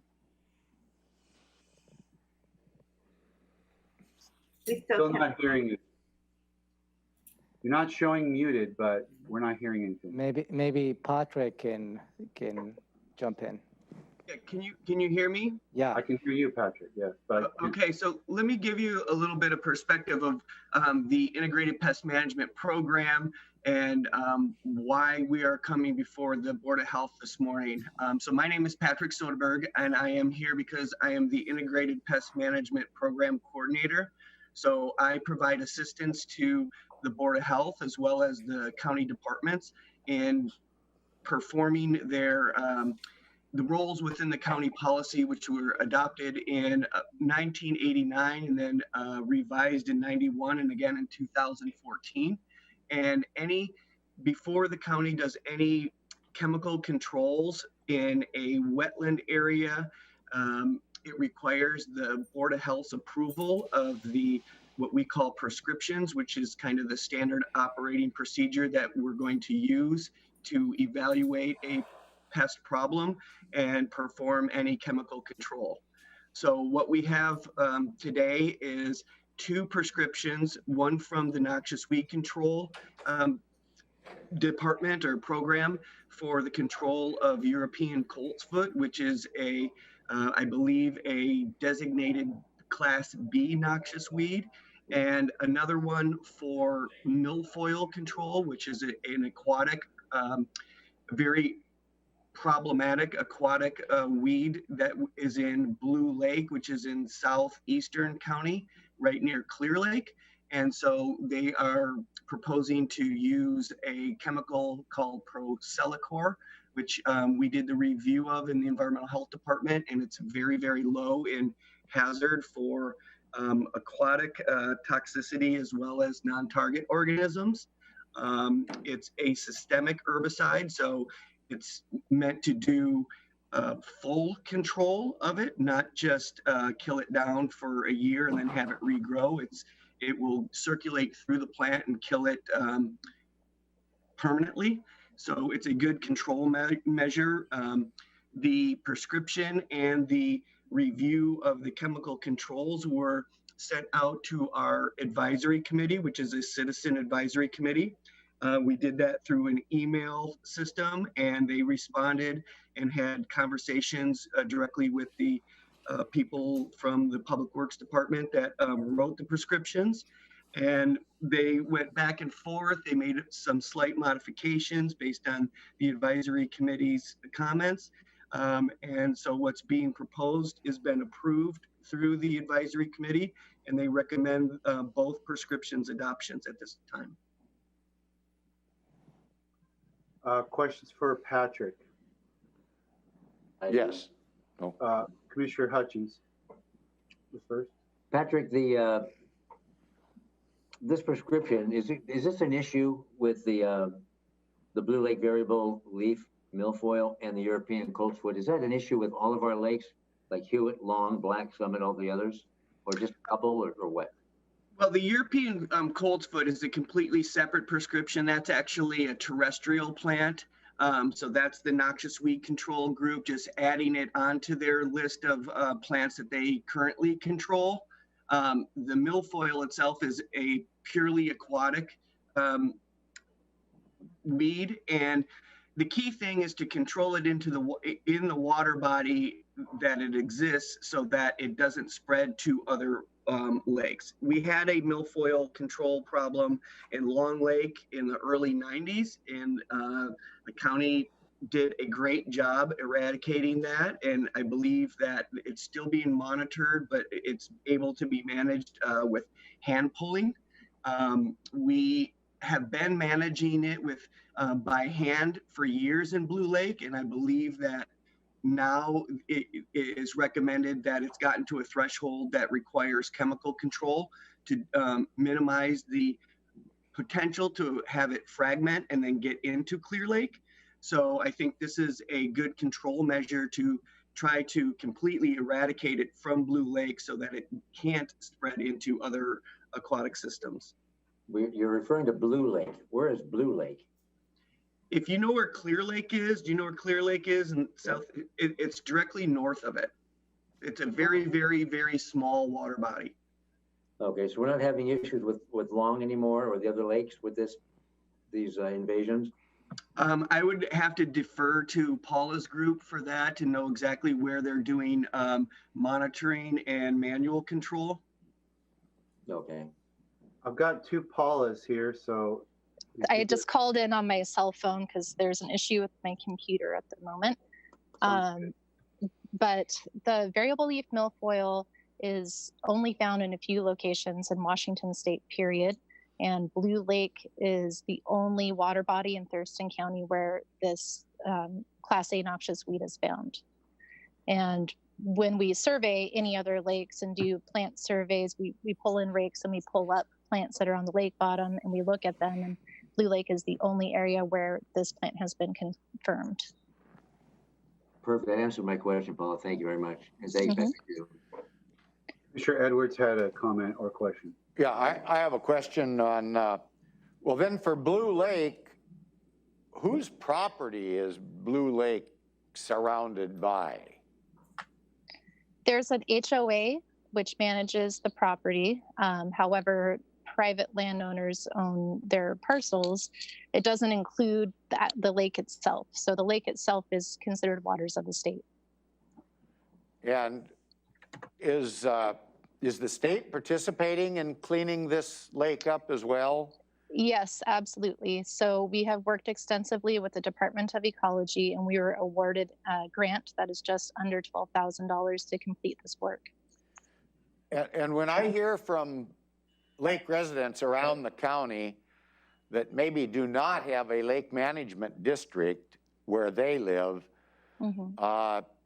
I'm hearing that they have a milfoil problem. Is it the same milfoil that we're talking about now at Blue Lake, or is there two different types of milfoil? Yes.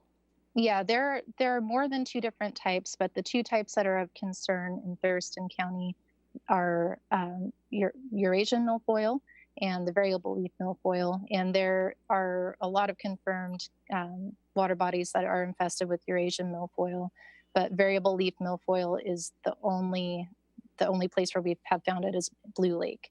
And so it's a higher priority for us to treat that particular weed because it is at risk of spreading to other water bodies if people put their boats in the lake and transfer it to other areas.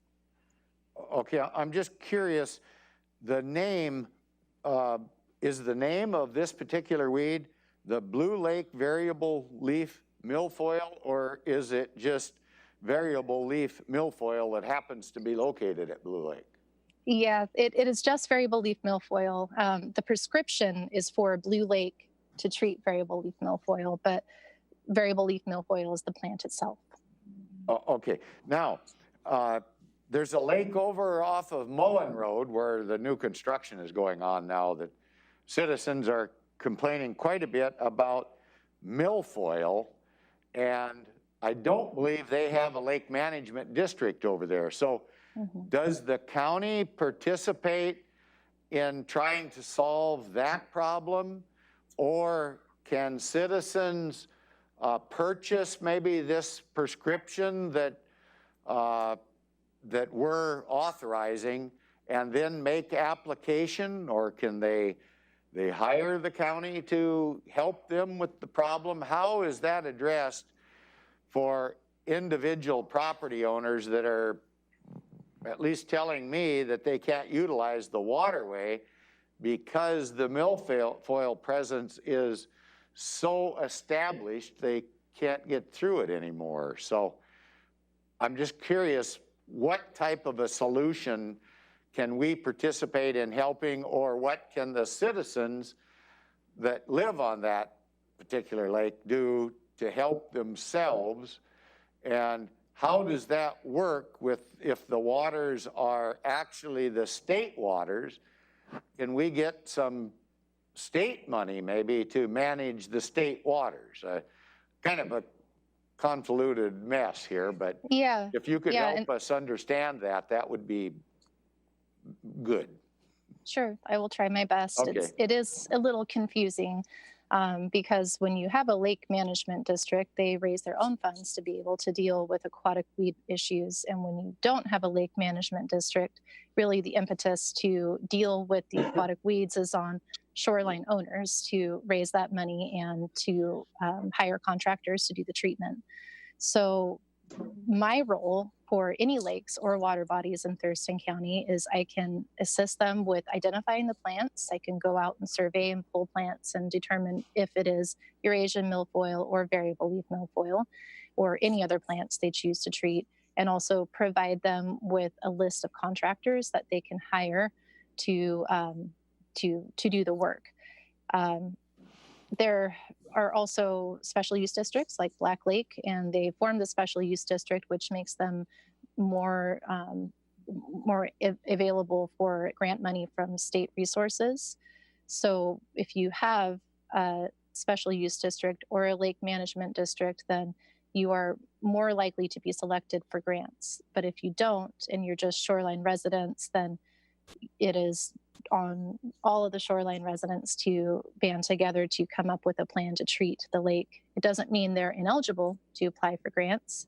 However, ecology likes to see different lakes that are putting in a lot of effort to clean up the water body.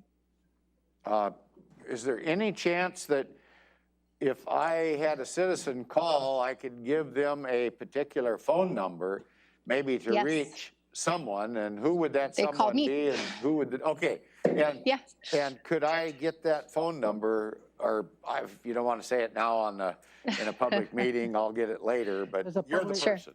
It is a public phone number. Okay, It is a public phone number. Could I get the number, ma'am? Yes, I will give you my cell number. Okay. It says 360-628-1420. Okay, well, thank you very much. I'm sure you'll probably get some calls once that That's great. information gets out. And I guess on this milfoil issue, if they treat it and others do not treat it, it's going to come back. Is that, you know, the next year or something? Is that the way it works? Well, the variable leaf milfoil is different from Eurasian milfoil. And yes, it will come back. It is an extremely aggressive weed. And just this year, I went out there with Jen Parsons from the Department of Ecology to do a survey last month, and it has expanded considerably. We went in and hand pulled many areas of the lake last year, and it's pretty much doubled in population size. So if we don't treat it, then we're never going to knock it back. And the chemical that we are choosing to treat it with is specifically targeted for milfoil. So it has a proven efficacy against this plant. I don't expect that this will be a one-time treatment. We'll have to follow up and possibly treat again next year. But if we don't do something about it, then this weed will continue to grow out of control. And the biggest risk is spreading, especially into Clear Lake, where it's heavily recreated by anglers.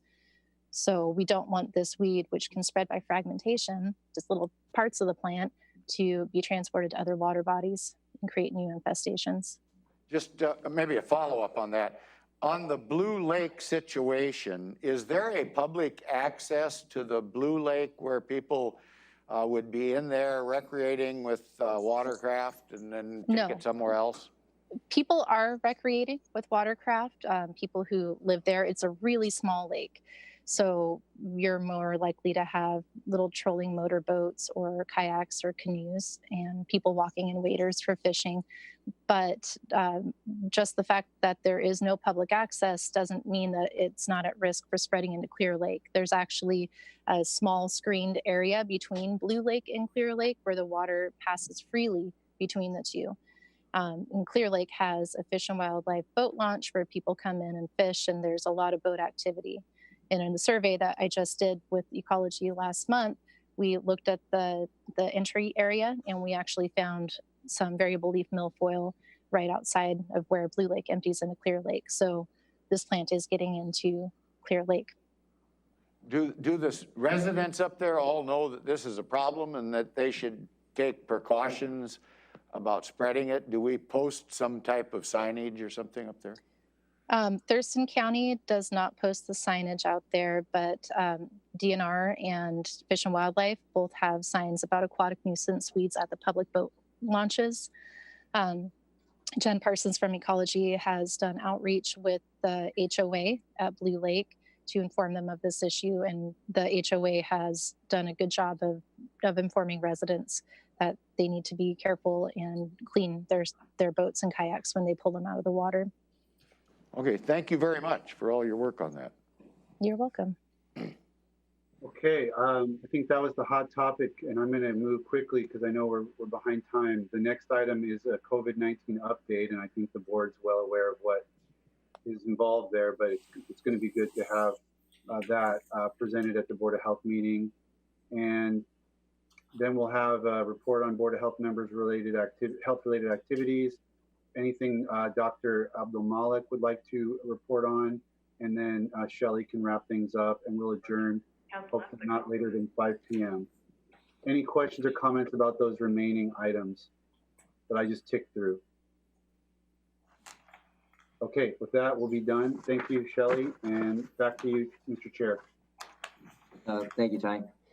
We've been at this for an hour and 35 minutes, and we have the sheriff or the undersheriff and our director of public health and social services, and we have public works and other staff on standby.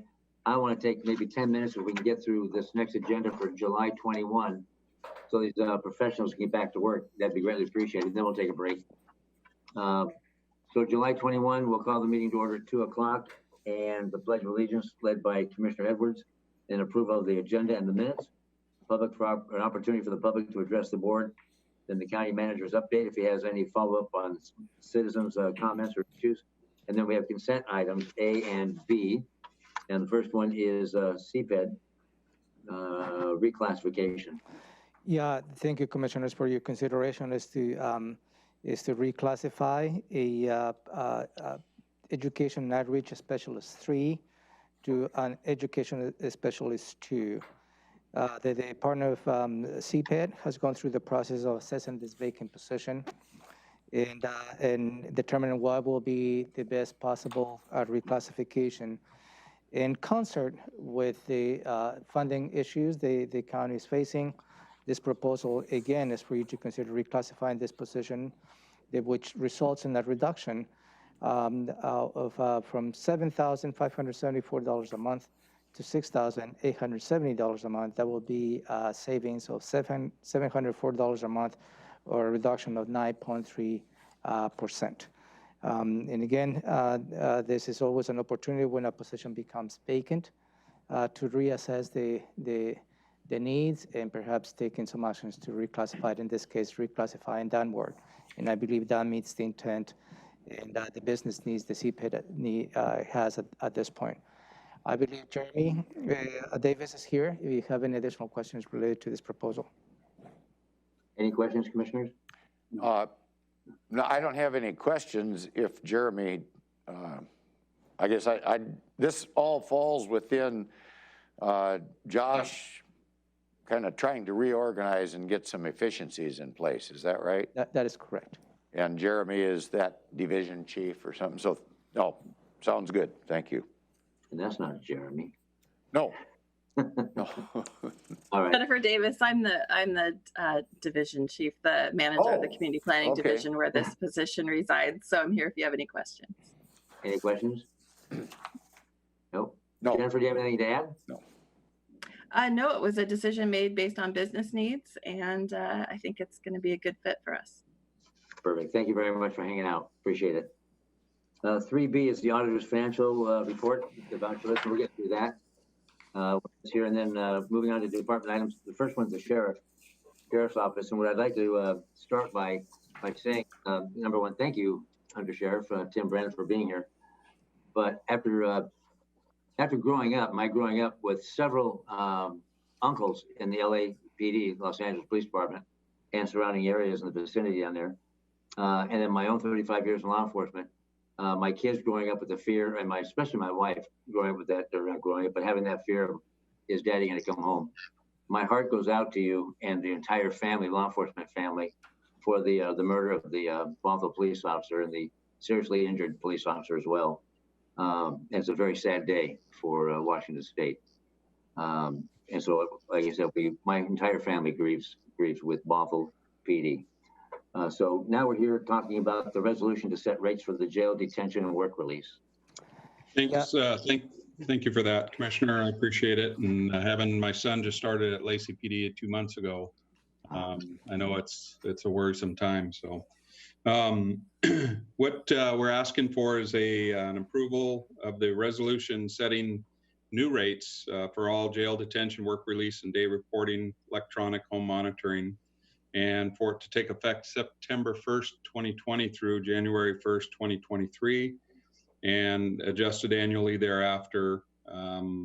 We recently went through the rate study that was conducted this month, and for all those individual items. And the last time the jail rates were raised was 1999, so we felt that it was important to go back and take a look at it. I think if you look at the resolution, if you have a copy of it, there's seven different items that we would consider for the rate adjustments. and it explains over the next 3 years what that those minimal increases would be. And basically, each of the individual items would be increased with small percentages. But I will add that Chief Toma in May of 2018 updated the program fee reduction and waivers. He has a policy and a procedure that's in place that evaluates every individual that's going through the program. So if need be, based on their income or affordability, that we can reduce or not charge individuals for these fees, depending on their personal circumstances, to help them get what they need to do, especially if they have a job or something like that. We don't want to hold them back. So, County, is that it, Tim? What's that? Is that it? Yes. Okay. County Manager Ramiro Chavez, I apologize, did not intentionally leave you out. No, Do you have anything you'd like to say? That's quite all right. Don't worry. Maybe I can add to Under Sheriff Braniff just stated, just to give you a perspective for the benefit of the viewing public. Some of the proposed rates, for instance, is different rates for prisoners who have been held from jurisdictions within Thurston County, and also from inmates that are being held in our jail for jurisdictions outside of Thurston County.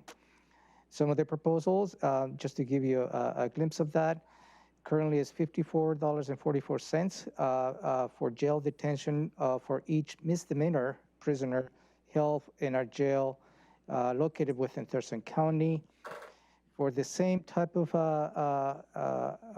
offense, I believe, is $84.44.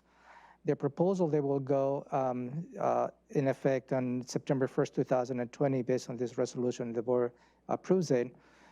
For the jurisdictions within Thurston County will go up to $61.58. And for jurisdictions outside of Thurston County will go to $91.58. And it goes on also related to prisoners being held from another jurisdiction, again, on the release program, work release program. And that goes from the current $30 per day to $36.86 in September 21st, 2020. That will be for the jurisdictions within Thurston County. And for jurisdictions outside of Thurston County for the work release program, will go from $50 currently to $53.86. Can I ask why we don't have these? I don't have any of these numbers or the resolution. Yeah, this is part of the resolution that is attached online, but I can certainly make a copy for you. And this item is for your consideration next week.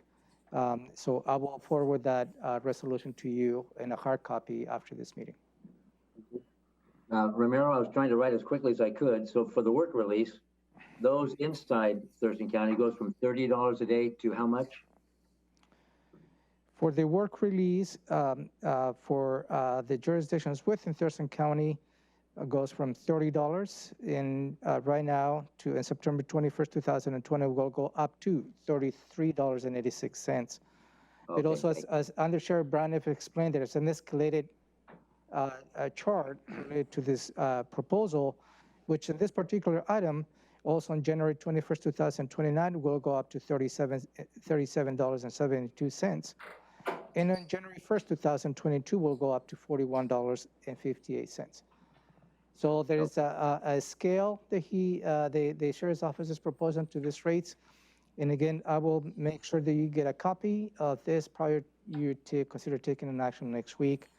And it is well outlined what the intent of this proposal is on this resolution. But I just want to give a broader perspective to the viewing public as to what this proposal is. Thank you. Tim, do you have anything else? Go ahead. Yeah, if you would like, I can forward you. I had Heidi put together a small chart on an Excel spreadsheet that lays it all out for the next 3 years. That'd be great. Thank you. Okay. Oh, great. Thank you. Just the resolution? Ooh, it's hot off the press, the resolution. Woohoo. Thank you, Amy. Thank you, Mr. Sheriff. Any questions, Commissioner Edwards or Minster? No, sir. Oh, okay, Tim, thank you very kindly. I appreciate it. Yeah. Now we're moving on to agenda item number 5, which is Public Health and Social Services. This is regarding Developmental Disabilities Administration. And I'm going to guess Shelley is here. Oh, Mark is here. All right, Mark Moffitt, Community Program Manager. Thank you very kindly for being here. Are you working out of the ECC right now? It looks like, or home? This is home. I'll be on the ECC right after I leave this meeting. Thank you for all you're doing for the county under the pandemic. Thank you. So go ahead with this. Or do you want to start, Romero, please? Whatever's your pleasure, Commissioner. Yeah, go ahead, Romero. So let me frame this. This is an agreement between Thurston County and the Washington State Department of Social Services and Health Services related to the Developmental Disabilities Administration for $5,550,907. This is a yearly agreement that we get in which we receive funding from the state. And this particular proposal will go for the period of July 1st, 2020 to June 30, 2021. The services encompassing on this particular agreement provide services again to the developmental with individuals with developmental disabilities within Thurston and Mason counties, and has a large series of activities that I will let probably Mark describe those activities are. But again, it is the intent of this agreement is to receive funding from the state for us to provide services in Thurston County and Mason County for those individuals with the developmental disabilities. Mark? Yes, county manager always does a great job summarizing our the things that we bring to you. So this is a regular contract. It increases our funding from last year because we are adding a new program, value-based payments or job foundations, which helps us work with high school students a year earlier to help them get employment, hopefully prior to them exiting high school, but not too long after that. That's the biggest change over previous years. And so the bulk of this contract helps us help people with developmental and intellectual disabilities in our county and in Mason County find employment, and also community inclusion, which helps them get out into the community and join in integrated activities with everybody else in our county. And it also helps with high school transition students. Beautiful. Any questions, Commissioners or Mark? I have a question. I'm not sure if it's for Mark or for Romero or for Robin. Clear to go? Yeah, of course. Okay. If we don't take this action until next week, is there any threat that we're not going to get some of the funding? I see that we're going to be a little bit retroactive, it looks like. And is that okay? Does that affect our funding stream? Is there a need that maybe we should put this on today's agenda if there was a threat of losing funding to assist these folks and help Mark run his program? So I don't know who wants to take that on. Are we okay? Yeah, I don't believe that is an issue, Commissioner. Okay. Yeah, Romero is correct on that. We're still moving forward, and I was actually commended with getting this in as early as I did, even though it seems a little bit late. That's good. Okay, well then, thank you very much, Mark, for being on top of that. You bet. You bet. Thanks for the question. Commissioner Menzer, anything? Nope, all good. Great, Mark. Thank you so much. Get back to work now. Thank you. That takes care of that. Agenda item number 6, Public Works PSC facility relocation agreement. So let me start from a 30,000 foot level, and this is related to the franchise agreement. And you will be taking consider taking an action related to approving a franchise agreement to the Zayo Utility Communications this afternoon. In this particular case, that's really what encompasses the franchise agreement. In this case, this is with Puget Sound Energy. When Puget Sound Energy has facilities within the county's right of way, and if we have a road project, in this case it's Mullen Road, that requires widening the road, as a result, those power poles are in conflict with the project. Puget Sound Energy is required to move those poles at their own cost. That's what the franchise agreement does. But also, when road projects goes into private property, in this case, we have to acquire additional right-of-way from private property owners. And it just happened that this pole, I believe is a transmission pole, is located in private property. When those poles are located in private property, we, the county, has to pay for the relocation of those poles because those poles are outside of the county's right-of-way, and they're not part of the franchise agreement. So I just want to frame that a little bit as to how the franchise agreement works and how this relates to this particular item. And again, this is a power pole that needs to be relocated as a result of the improvements on Mullen Road. And it just happens this pole was located within private property. And the cost of relocating this pole is $170,730 because it requires more than just one pole in a different location. The way we're going to be paying for this is going to be through the road fund, through the project costs already included in the budget, which includes a federal grant, includes road funding, road fund, as well as the city of Lacey participates on this. And I believe Brian is available here to answer any questions or perhaps to add anything that I have missed. Brian, will you introduce yourself and give us any further update? Good morning, Commissioners. I'm Brian Meyer, Thurston County Public Works. So this project is a project we have planned for construction next year.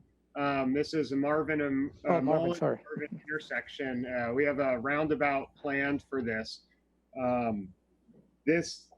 This pole, as Romero mentioned, is outside of the existing right-of-way, and we purchased a section of land to relocate this roundabout onto. And this pole would fall pretty much right in the middle of the circulating lane. So as part of this, we are going to relocate that pole. And due to there being a substation right there at this corner, this is the main pole that supplies power to the substation. So that's what's driving kind of this cost for this pole, and why just relocating it involves adding 2 additional poles because of the roundabout's location. Well, that is a major, massive project.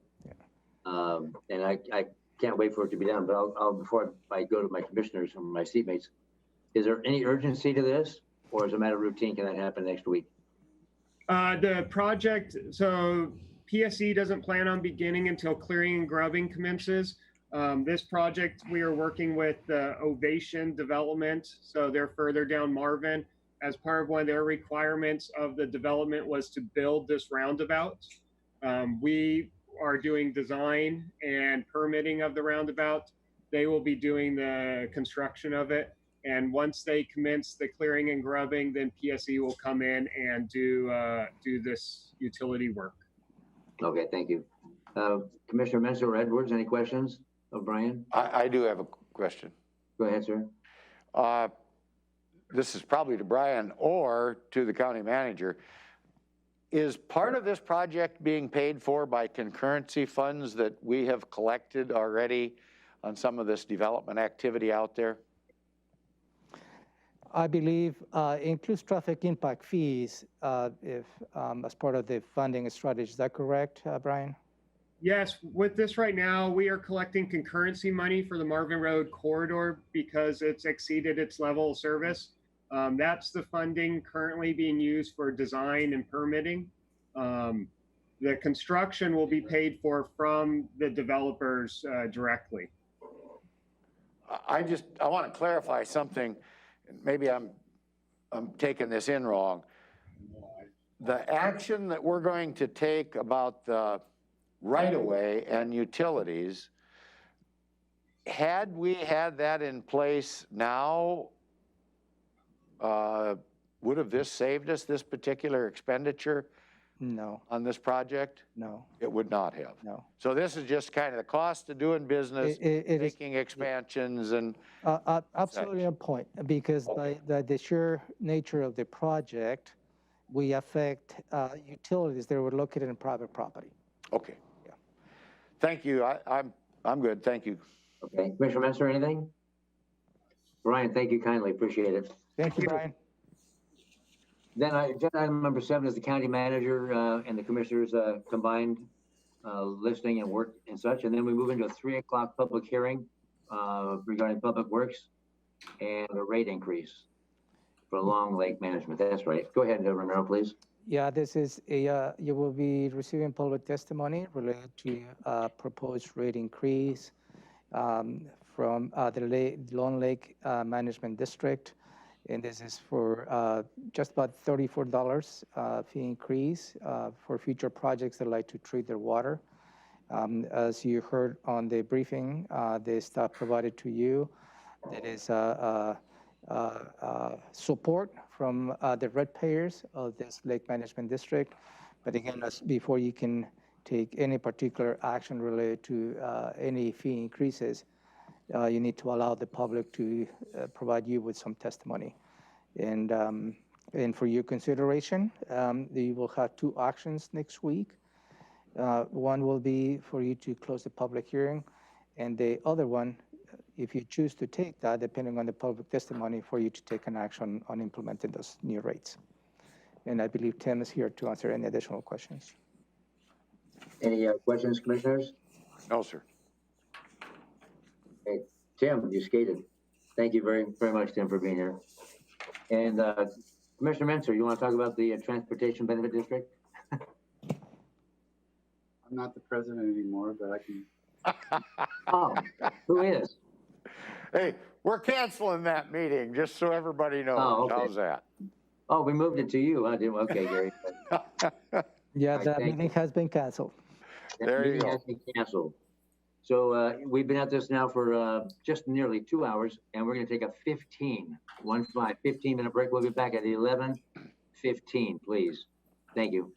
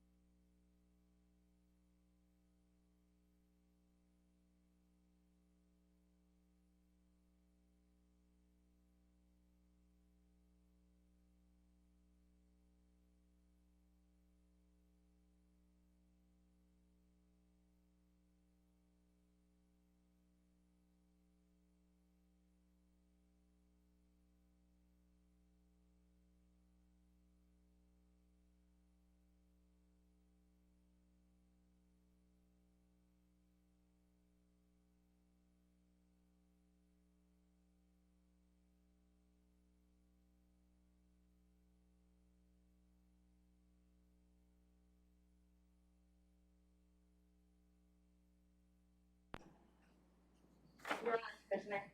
3, 2, 1. And welcome back to the Board of County Commissioners agenda setting work session for July 14, 2020.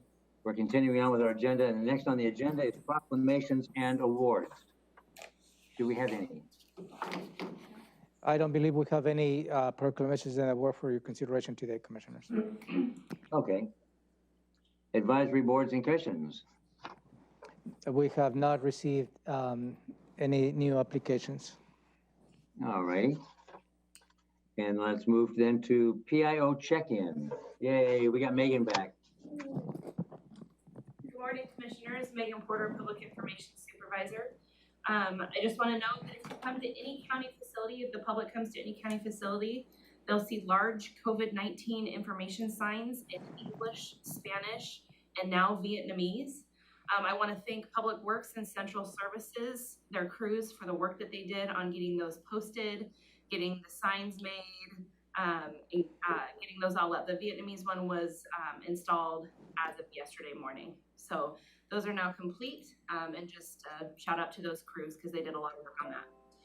And then I'm working on an e-signature policy as we continue to move through the virtual world. We need to have a way to sign things electronically, and law allows that. And so I'm working on a policy to make sure that we follow all the rules in doing the electronic signatures. I have a small work group that is working on developing that policy.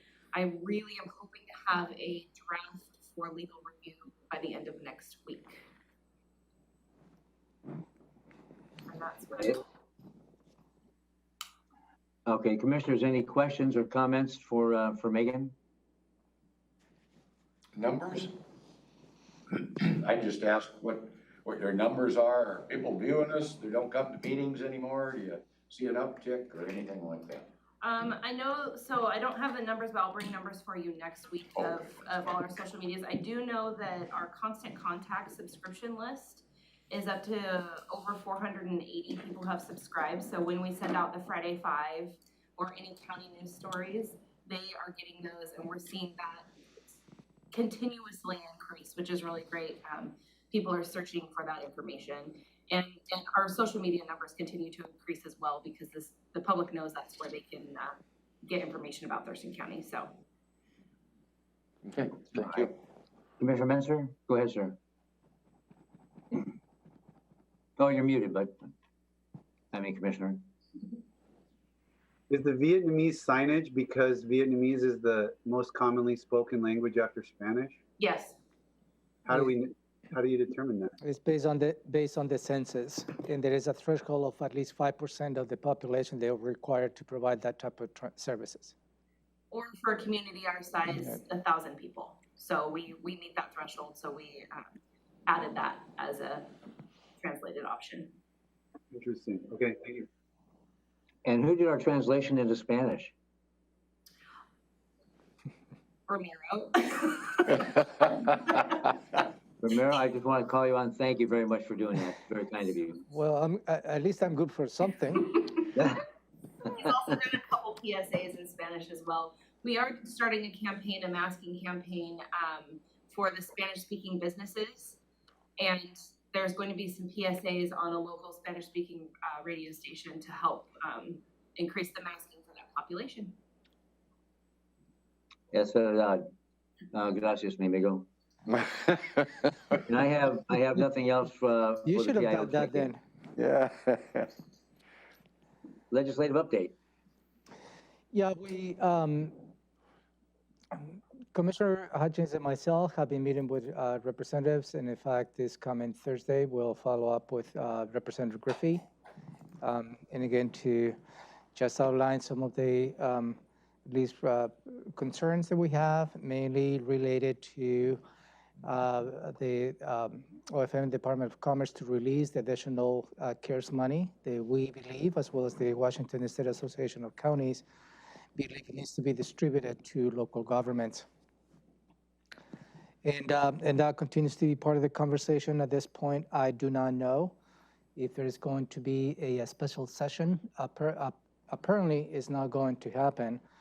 But certainly some of the items that we're going to be highlighting to the representatives and the local legislators will be something they also may be considered during the 2021 legislative session. I don't know how effective that will be, since that session will be mainly related to how they're going to be addressing the gaps on the revenue the state has already announced they have. That's all I have in the legislative update. All right, any questions of Romero? Okay. Briefing or public hearing pending? Nothing is pending, Commissioners. Okay. That takes us to our commissioner items, and the first one is the shoreline management program update, and we have a letter in our packet. Yeah, there's an outline on your packet of information. So this is an update as to where we are related to the Shoreline Master Program, and the update the Seedbed is managing. So before I steal the thunder, Jennifer Davis is here to walk you through some of the latest activities associated with this particular program. Sure. Good morning, Commissioners. Jennifer Davis, Community Planning Division of Seedbed. And I know Josh is here as well. So I just wanted to, in case he wanted to chime in, I'm going to give him that opportunity. But I'm excited to be here before you today to provide a bit of a check-in and an update on where we are with the Shoreline Master Program update. So this has been a major project for the county for several years. As you may recall, the county's current SMP was adopted way back in 1990, and we are required to update it to be consistent with the State Shorelines Management Act and the ecology rules, and to reflect current data around our shoreline environment and our uses. We recently received a Department of Ecology grant to complete the update. This grant runs through June 2021. So we're on a good pace and trajectory to get there and to bring this project to conclusion. But this is a good time for a check-in. We're about to enter sort of a new phase of the project. For the past few years, staff have been working really closely with the Planning Commission, and I want to give a shout out to the Planning Commission for their hard work in reading through line by line at times of this very lengthy and complex Shoreline Master Program draft. Staff have been working closely with ecology to ensure that we are meeting the state standards. And then we've been hearing all along from the public and working to create an update that has options and flexibility for folks subject to the SMP regulations. And you'll see in your handout, we sort of presented the past, present, and future of the project. And to date, we've actively facilitated a variety of opportunities for public engagement in this update. Those are listed in your handout. We've had stakeholder work. There was an early draft that was produced. There was a public open house on that draft. And the Planning Commission has received hundreds, really, of public comments about how the Shoreline Master Program should or should not be updated. And we continue to receive that input at nearly every Planning Commission regularly scheduled meeting during the public communications section. So there is a wide diversity of opinion and perspective about the Shoreline Master Program. This is a hot topic for our community. We regularly hear calls that we need to include more environmental protection, as well as calls to include more development flexibility. So what we've worked on is a draft that we hope tries to balance those perspectives and also meet the state standards and ensure the protection of shoreline ecological function. But we're nearing the point where we're ready with a new draft, or we will be toward the end of August, ready with a new draft that we can take out and do some really good, broad public outreach so that folks can get really well educated about what's in the draft and how it might affect them, their property, their development plans, their environmental concerns. And so that's where the phase we're entering. I'm 100% certain that after that public outreach and then a public hearing at the Planning Commission, we'll have much more work to be done. And the Planning Commission will certainly be deliberating on all of the public input they will receive on the latest draft and come to a recommendation they can bring you hopefully early next year. So there's a lot of work ahead, but I wanted to make sure that I I let you know that we are about to launch probably this fall in the September timeframe, a pretty concerted public outreach effort with this latest draft that the Planning Commission has been working on. And all of this outreach, because we're still in a global pandemic, will need to be done virtually. And I did want to bring to your attention the fact that we've heard from some members of the public a little bit of a concern that they want to have in-person meetings and in-person open houses. And staff is trying to find kind of creative ways to do a virtual interactive open house. And some of these methods are detailed on your handout, as well as plain talk fact sheets about different aspects of what's in the draft, direct mailing to property owners that may be most affected by changes in the draft. So those are all, and then our traditional press releases and public meeting notices that we have planned for this fall and the run up to the release of a public hearing draft and then eventually a public hearing with the Planning Commission. So I just want to bring that to your attention, see if you had any feedback. We're open to receive your thoughts and guidance about public outreach. These are our plans. We've shared these plans with the Planning Commission. But I know that some members of the public are expressing some frustration about the inability to have in-person interactive meetings at this time. So I just want to put that out to your attention. Jennifer, number one, you're a rock star. Oh, thank you. That's nice to hear. Number two, looking at the targeted mailing, I see we can do web mail to any of the folks that have already emailed in. So we have their comment, we have their email address. The targeted mailing, how much is that going to cost to 2,700 people? Right now, we've looked at 2,700 people, and it's going to be a postcard mailing. So 50 cents a postcard. I don't have the ability to do that math very quickly in my head. Okay. We think, have a budget for that. It'll be several $1,000s for sure. Okay. To my commissioner seatmates, any questions or comments for Jennifer? Commissioner Edwards? You mentioned a grant from Ecology to help us accomplish this. How much did Ecology contribute? It's an $84,000 grant. It runs from June of this year through June 2021. And considering that, do we have additional costs that are like the public wanting to do the personal meetings, additional costs that have been incurred due to this virus business? And if so, are we at least keeping track of that so we can bill it towards that CARES funding? Well, that's an interesting point. I mean, for any of our long-range planning projects, we always do a concerted public outreach. So it's sort of a built-in cost to any time we do a major comprehensive plan update, ordinance update, something like this. So we're always having a budget for that. As far as being able to charge to the CARES Act funding, I'm not really sure what this would qualify, but I can definitely look into that. Well, just things that are exceptionally different than normal, I guess. And then my third question would be, are we up against a hard timeline? Like, we've been at it for 30 years now. That's typical government motion, I take it. It doesn't go too fast. Are we up against a date certain somewhere along the line that is on the horizon that we're coming up against? There's no hard and fast deadline to complete the update. I think if there were, we've already passed them all. So this recent update project really started back in 2008 with initial science and data gathering, and then has gone through various iterations over the years. And then we are also wrapping in what's known as a periodic review, basically, of the Shoreline Master Program in addition to our major update. So no, we're not necessarily up against a hard and fast deadline, but it is a project that we want to bring to conclusion for the community and for you. And now that we have a grant and a deadline built into that grant, I think it's a good motivation for us to continue on that path. And Andy DeFobis, the lead staff, is on the line as well if he has additional information about a deadline.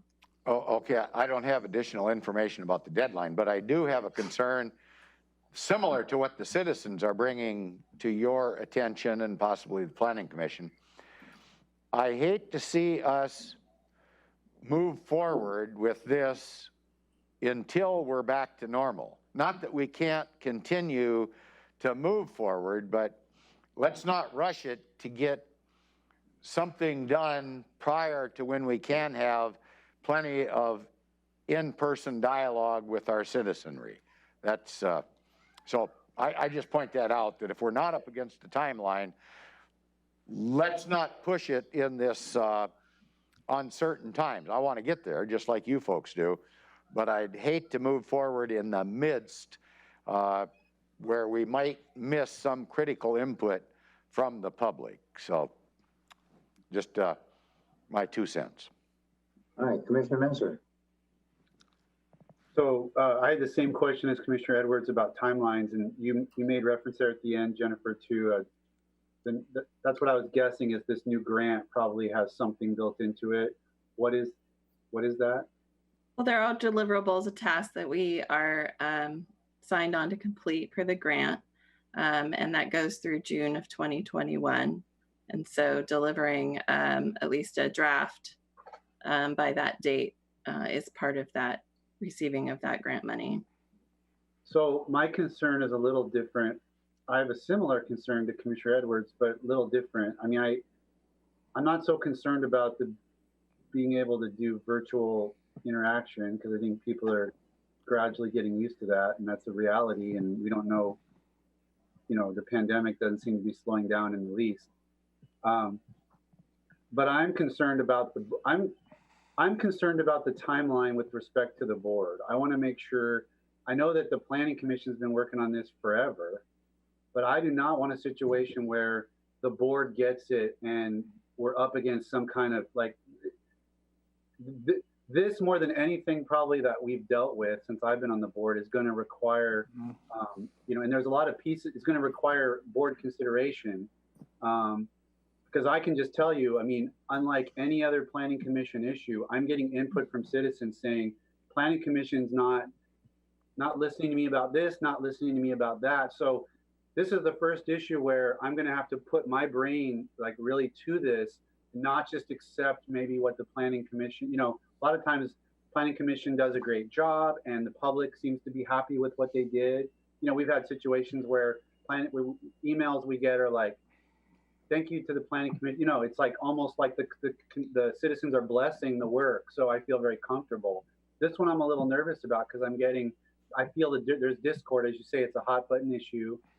Some citizens are not happy with what the planning commission has done. We had that issue earlier this year that was brought to my attention and I brought to your attention that I wasn't really happy with what the planning commission was doing. So I just want to make sure, and there's a lot of pieces to it. So I want to make sure that we have enough time as a board to listen, to discuss, to, maybe throw it back to staff for revision, et cetera. So I want to make sure, you're building in adequate board time into the timelines. That's number one. Number two is, this process has gone on so long, and I'm just asking this question at a 30,000 foot level because I know there's probably specific answers. I don't want to go too deep, but is the science, you talked about in 2008, science and data gathering began. But I know for a fact that there's been significant scientific advance in, for example, the importance of nearshore environment to salmon recovery, the impacts of aquaculture operations. That's happened in the last 5 years, significant stuff. So I want to make sure that our science gathering has stayed up to date, Absolutely, and Andy's on the line as well. Our inventory and characterization, which is the name of the document that basically summarizes the state of our shorelines and provides the backdrop for assigning shoreline environment designations appropriately, which corresponds to the type of regulations a person would face with property in those different designations. I believe the date of that inventory and characterization work is 2015, so it's a little more recent. Andy, correct me if I'm wrong. And then we have also been keeping up with the latest as we've gone along and built the draft, working with ecology, WDFW, other sources of information as we've been building the draft regulations and options. So I feel pretty confident that we're there. Andy, did you want to say something? Yeah, I just wanted to add, so yes, the project did start, many years ago, as Jennifer indicated, and what came out of that in those earlier years was that inventory of our shorelines that are going to be included in the document, and kind of taking a snapshot of what they look like, what the ecological function is as a baseline. That information, I believe, was finalized in 2013. So we are not proposing to update that as part of this effort. But if there is emerging science on any of the issues that the Shoreline Master Program regulates, we do certainly have the ability to incorporate those. We also have guidance from ecology, the staff we work with, and also the statute that says what needs to be in this document, or at least what jurisdictions should consider. So we have all of that framework. And, as Commissioner Menser mentioned, we also have the public bringing us information and calling attention to recent scientific advances. That is all part of the information that the Planning Commission and the board can certainly consider as this update continues. Andy, will you introduce yourself, please? Oh, I apologize. Andrew DeFobis, Associate Planner with Community Planning and Economic Development. I am the project lead for Shoreline Master Program update. Thank you, sir. Continue, Ty, do you have more? That was it. Thank you. Commissioner Edwards, anything further? No, sir. Josh, thank you for your contribution. And Andy and Jennifer, thank you very much. Can I jump in real quick? Certainly. So I just wanted to, I think the commissioners hit the target here on this. This is a complicated issue. And just to kind of make sure that we're all hearing the same thing, we're getting input from citizens that we're not going fast enough, or that we're going too fast, that we're not being strict enough, or that we're being too strict. And the science is moving as the days move on. But I want to make sure that it's clear that the team that Jennifer and Andy and the rest have been driving here is, our goal is not an outcome. Our goal is to facilitate this conversation. And the Planning Commission has done a lot of great work at trying to unravel all of these different pieces. And so when Jennifer has a target time for early next year to bring this to the board, please know that it was our idea to ensure that the Board of County Commissioners is hearing about this early and often. So we were proactive in trying to find this time on your calendar to, right to Commissioner Menser's point, that this isn't a last minute thing, that you guys are thinking about this, that the staff is here to answer questions. So that when the Planning Commission does have an opportunity to provide you their recommendation, it's not brand new. So know that what you're asking, we're trying to accomplish by keeping you posted.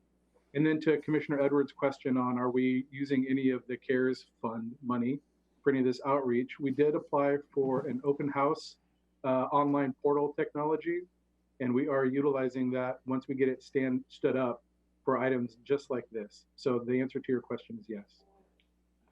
Thank you, Josh. Well, as typical as you described, it's the Goldilocks and the three bears syndrome or scenario, right? Too strong, too weak, whatever. And our job as staff is to just facilitate that conversation. Got it. All right, thank you both very much. And thank you, Andy, as well. And we're moving into agenda item, or commission item number 2. And that is the 2016 CDBG fund reallocation. Yeah, thank you, commissioners.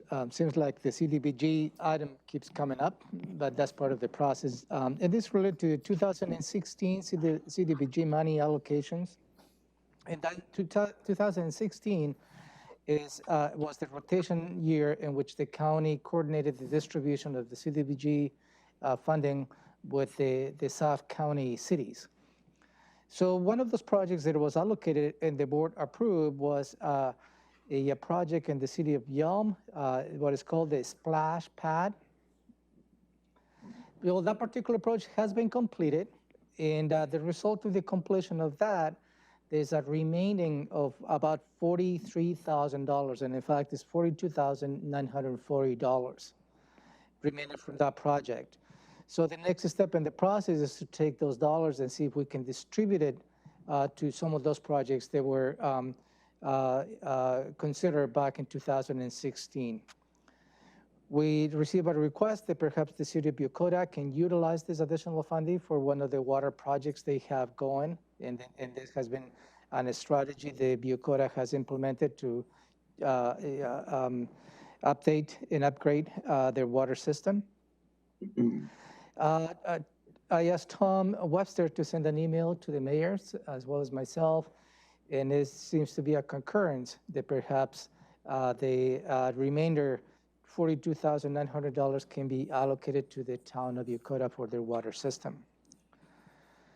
So, and again, the concurrence by the mayors, as well as at least from me representing the county, we all are in agreement to redirect the leftover money from the Yelm project to the Yokota project. So that requires an update to the agreement that we have, the contract agreement that we have with the city of Yokota.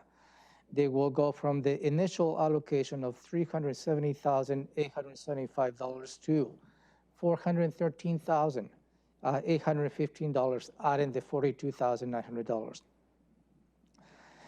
What comes to your attention today is when you agree in funding this particular project in this contract, you gave the authority to the Director of Public Health and Social Services to execute those contracts with an additional 10% of any deviations. Just happens that this deviation is 11.5%. So the request that I have for you before you is for you to authorize the director to sign this amendment without having to come back to the board in a formal AIS to extend the deviation from 10 to 11.5%. That's really the gist of this process. And again, Jacinda and Tom are here to answer any questions as well as myself. So here you go. That's the item today. Now, hang on, Gary. Tom, do you want to add anything to that? Oh, that was an excellent summary as usual. And for Yokota, this is the underground water pipes that need to be replaced or old and whatnot? Yeah, yes, they've been going block by block, replacing. They have old asbestos cement water pipes that have a high leakage rate that they're trying to replace. Okay, great. Commissioner Evers, go ahead. I just want to be clear. So the $43,000, is that going to go to pay for an overage issue on that particular contract that was $370,000? So as a background, the town of Yokota has already gone through very systematic, as Tom explained, replacing their water lines block by block. And on the distribution of the funds, the town of Yokota has been very flexible to take less than the allocation they requested. Not only perhaps they can, the scope of work, their project can be flexible. They can certainly use this additional money because their project is not completed. They can probably go beyond the one block and do more with additional funding, if that your question. So that does kind of answer it. My follow-up question to that would be, what was done for the initial allotment of, I think it was $370,000? Yeah. What did we get for that? Not we, the county, but what was accomplished with that expenditure? And then would we have a like accomplishment, only I'm sure much smaller, for the $43,000? Yeah, so that's the money that was allocated. This is a 2019 project. So this is the third phase. And in 2013, they did a couple blocks. In 2016, they got funding. They did 3 more blocks. So 2019, they received this additional funding. That has not gone out to contract yet.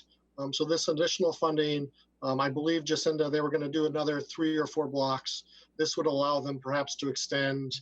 They have a total, I think, 8 or 9 blocks they're trying to get done. And so we're hoping this will allow them to do an extra block, but they have not gone out to bid with the initial $370,000 award. That will be coming hopefully soon. I guess just a follow-up to that, I see Commissioner Menser wants to get in here with a question as well. But when we originally allocated money, there was an upstart of a Boys and Girls Club starting in Yelm that we had talked about. If there was money left, it might very well go to that Boys and Girls Club in Yelm. So I don't want to take away from the Bucota project, but if in fact there's something needed in that Boys and Girls Club, and it's ever so important now when we're talking about folks being able to work, that both parents are working or it's a single parent family, and it could help in that regard. So, I mean, I want to help Bucota out, but do we have any higher priorities that this could go into to solve a greater problem that society might have in that particular area? And I don't know that it's specifically Yelm. I don't know if it's daycare. I don't know if it's specifically Boys and Girls Club. And I know what Bucota is doing is also very beneficial work. So rather than just give it up, I just wonder if there isn't any need for any further discussion as to what might happen with that money or a portion thereof. So I just raised the question. That's all. Romero, did you say Mayor Foster signed off on this as well? He was okay with it? So let me get back to the, on Thursday, June 18th, when this item came to my attention, I asked Tom to send an email to all the South County mayors, not necessarily advocating for a project, just outlining the need to reallocate the $42,940. The only response that we received to this request for projects was from the town of Bucota. It stated they can certainly use the additional money to continue to do more work they were planning to do with the original $370,000. That proposal, I believe, was agreed by the South County mayors, that this will be a good project to put the additional dollars. I know the Mayor Fournier also supported the Bucota project. Correct me if I'm wrong, Tom, was the mayor from Yelm has also supported this proposal? Do you receive a confirmation on that? Yeah, so I did have a conversation, an email conversation Jacinda and I did with the mayor. He asked about whether these funds could be used to pay for some other playground equipment that the Yelm had already purchased. But because it had already been purchased, it was not feasible to go back because they didn't go through the federal procurement process and there was environmental review requirements that would be needed. So he did inquire about another purpose of those funds, and we had some back and forth. And when he realized that that purpose wasn't going to work with these funds, he said, yes, I go ahead and support Bucota. Okay, so with respect to Commissioner Menser, Bucota is his district, so go ahead, Commissioner. I just wanted to remind the board that Bucota was originally slated to have more money allocated out of the 2019 until Rochester qualified, and it was Mayor Carr that graciously was willing to back up his project. I don't remember by the exact dollar amount. I want to say 75,000 or 90,000, something like that. More than this, he backtracked on his project in order to allow us to provide some park funding for Rochester, which I appreciated. But he's been consistent in every conversation I've had with him that he's looking for any creative way to get this project done, and so I'm supportive of that. I do remember what Commissioner Edwards said, and I think that was kind of about the Boys and Girls Club, and I think that might have been something we said with respect to any overages from 2019. Maybe is that the distinction, that these are 2016 dollars? So, or is Commissioner Edwards and I misremembering that? But if this is a different pool of money, I would like to see it go to Bucota based on their accommodation of Rochester back last year.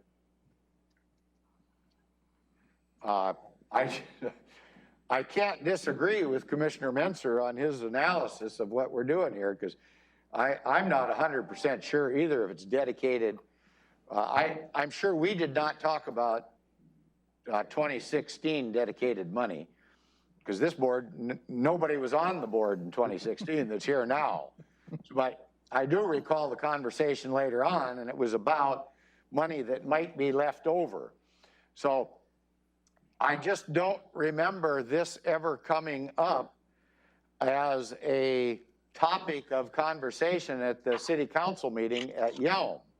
So, and I'm not being critical of the mayor, obviously, either. I just think it might merit at least a question rather than just go ahead. I mean, both Commissioner Menser and I are both advocating for our districts at this point. And I guess I'd like to know, is Bucota about done with the project? How much farther do they have to go with their project? Does this get them over the hump? Or might there be additional money coming that could be utilized? I don't know the answers to any of those things. And here again, we seem to be making a decision based on a lack of complete information, I guess, and that's always my concern. And I really appreciate Commissioner Menser bringing that up about the shoreline management thing. Make sure we get some information and work up to a decision. And that's kind of like here, we're getting this information now, and I don't know if I was derelict in my review of this, but this is just, I would have asked at the Yelm City Council if there was an interest or if this fit. I didn't get to have that conversation, and I didn't get a chance to talk to the mayor either. So, but probably because I wasn't aware of this. And so, was I supposedly aware of this because it was in the district, you know? No. You can tell me if I was sleeping at the switch or not. No, you were not sleeping at the switch. I'm just bringing this item because the process that we have is any type of allocation for the CDBG dollars when it's the turn of the county south cities is more of a consensus approach. And I cannot say whether the mayor from Tenino or the mayor from Yelm has reached out to the city council to get the concurrence. The only thing that we can go by is by their perspective related to this proposal. And they have agreed on this proposal. And that's the only information that I bring to you. Whether it's you need additional information or not, I mean, well, we can bring all the information that you need. I'll tell you what, I don't need more information. And I did not have Mayor Shaw or Mayor Fournier reach out to me and say, hey, wait a minute, I got stuff I can use it for. Since the South County mayors have signed off on it, I don't care what the project is. I mean, I do, but in this case, we already know it's going to be a water project that little Bucota really needs. I'm willing to not drag my feet and or the bureaucracy get in the way and just go ahead and award the money and let it get on with business. Okay. Rather than belabor it and start going back and lobbying for our district. The district have already told us they are okay with it. I guess I would ask that in the future, if a commissioner's district is affected by a particular future action, I was not made aware of this ahead of time so I could have a discussion with those elected officials in Yelm. And I know that the mayor down at Bucota has been very active in trying to complete this project. I just don't know where he's at on the project. I don't know if Commissioner Menser does or not, but I think we make better decisions and have better community interaction the more information that we get, and if it's in a timely situation. So, but I agree with you. I didn't have the information either. Yeah, but so the mayors did. But you asked a good question, Commissioner Edwards, and that is there additional money coming up that our cities might be as an option for them? Yeah. Okay. So, commissioners, just to be clear, you don't have to make a decision today. I was going to say, I'm going to vote for Bucota, but I have no problem with Commissioner Edwards giving him a week to have a there is no urgency on this item. So if the board wants to have additional conversations, staff would just have to follow your direction. So just to be clear, there is not an urgency, to do this, or you take an action today? I don't feel rushed, Yeah, but with all that's been given out about the concurrence of the mayors, the electeds, and Bucota being so, Mayor Carr being so benevolent to give it up last time to Rochester, and the real need for other asbestos-lined pipes, I also side for Bucota, but I thought there was a time issue here. If there's not, I'll give it a week. Is a week is adequate, Commissioner? Oh, matter of fact, I don't want to be in a position that we're arm wrestling over this. It just happens this works out pretty good for Ty being in his district, you know, and Commissioner Hutchings not affected by it in his district, and Edwards is affected by it in his district. So I can see that Ty and I are both advocating for our district, and if there is more money coming that might be allocated in those areas, I would like to be in line for consideration for that, because I believe both issues that are being discussed here, the Bucota Water and the Boys and Girls Club from the new club from Yelm, are both beneficial endeavors that we probably should be advocating for. My question would be, as much as anything, is this going to get us over the hump in Bucota, and is that completion, is that project going to come to fruition, I guess? Maybe Tom knows the answer to that. I don't know. Tom, Sorry, go ahead, Jacinda. No, I just, do you know? Okay. No, Jacinda, go ahead. Hello, Commissioners. Jacinda Stelchis, Office of Housing and Homeless Prevention. I can provide a brief update on the scope of work if you guys would like. I have been in contact with Mayor Carr as recently as yesterday to discuss.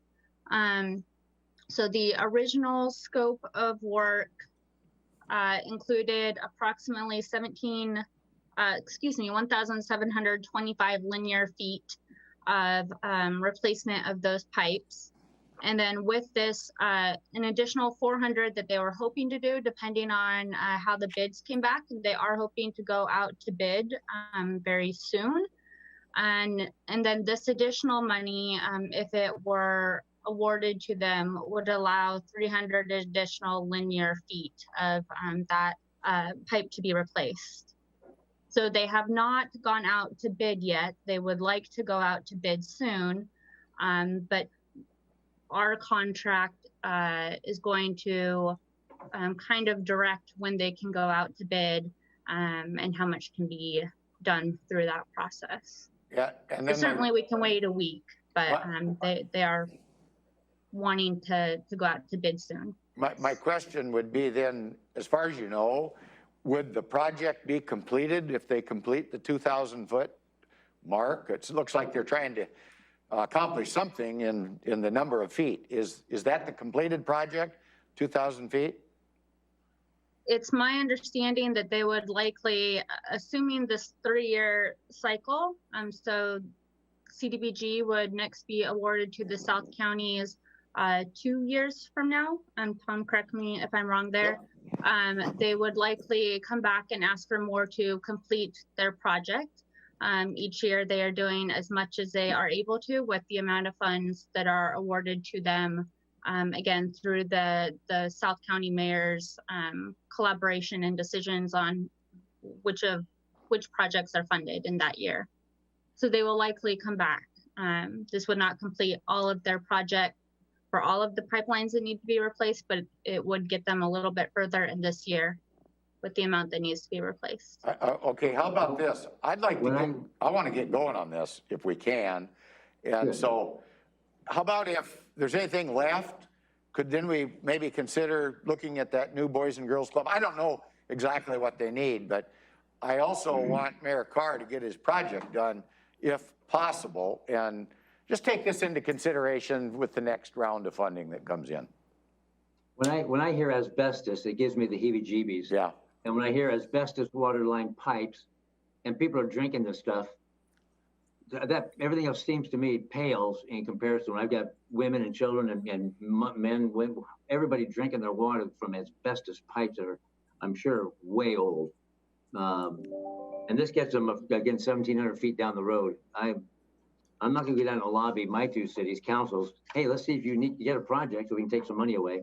Yeah, okay. I'm willing to make a decision or give direction. But Commissioner Edward or Commissioner Menser, you had your hand up.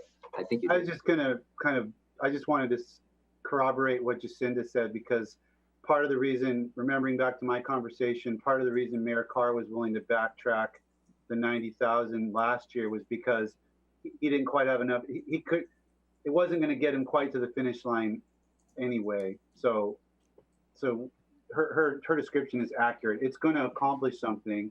It's not going to get the project to the finish line, but it's going to get him closer.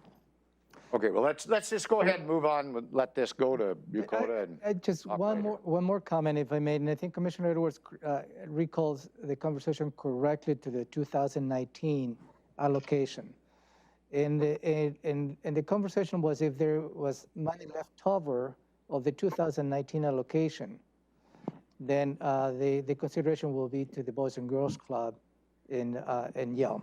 I think that's perhaps what you're considering. Yeah, that's my concern, that we kind of made an agreement, but the 2019 dollars, not the 2016. Yeah, okay, good enough. So let's figure we'll stick with that and help Bucota get their project done, because I agree with both my seatmates on why this ought to move forward. So in order to, what I'm hearing, in order to expedite this process, let's go ahead and have Shelley sign the amendment to that agreement, increasing the cost for the town of Bucota. I think that's a good idea. It's a very good idea. Okay, thank you, sir. Decision. Good decision, commissioners. Thank you. So that moves. We run out of time. Yep, as always. But this is a very important, if you can give us 5 minutes. Certainly, yeah. I know that we have a WASAC meeting here starting right now. But this is important, and this is related to an additional $3.1 million that is going to be awarded to the county through the Department of Commerce. It is coming from the CARES Act. So it is going to be, the CARES Act has to be spent by October 31st, 2020. In this particular additional money, the $3.1 million is very specific.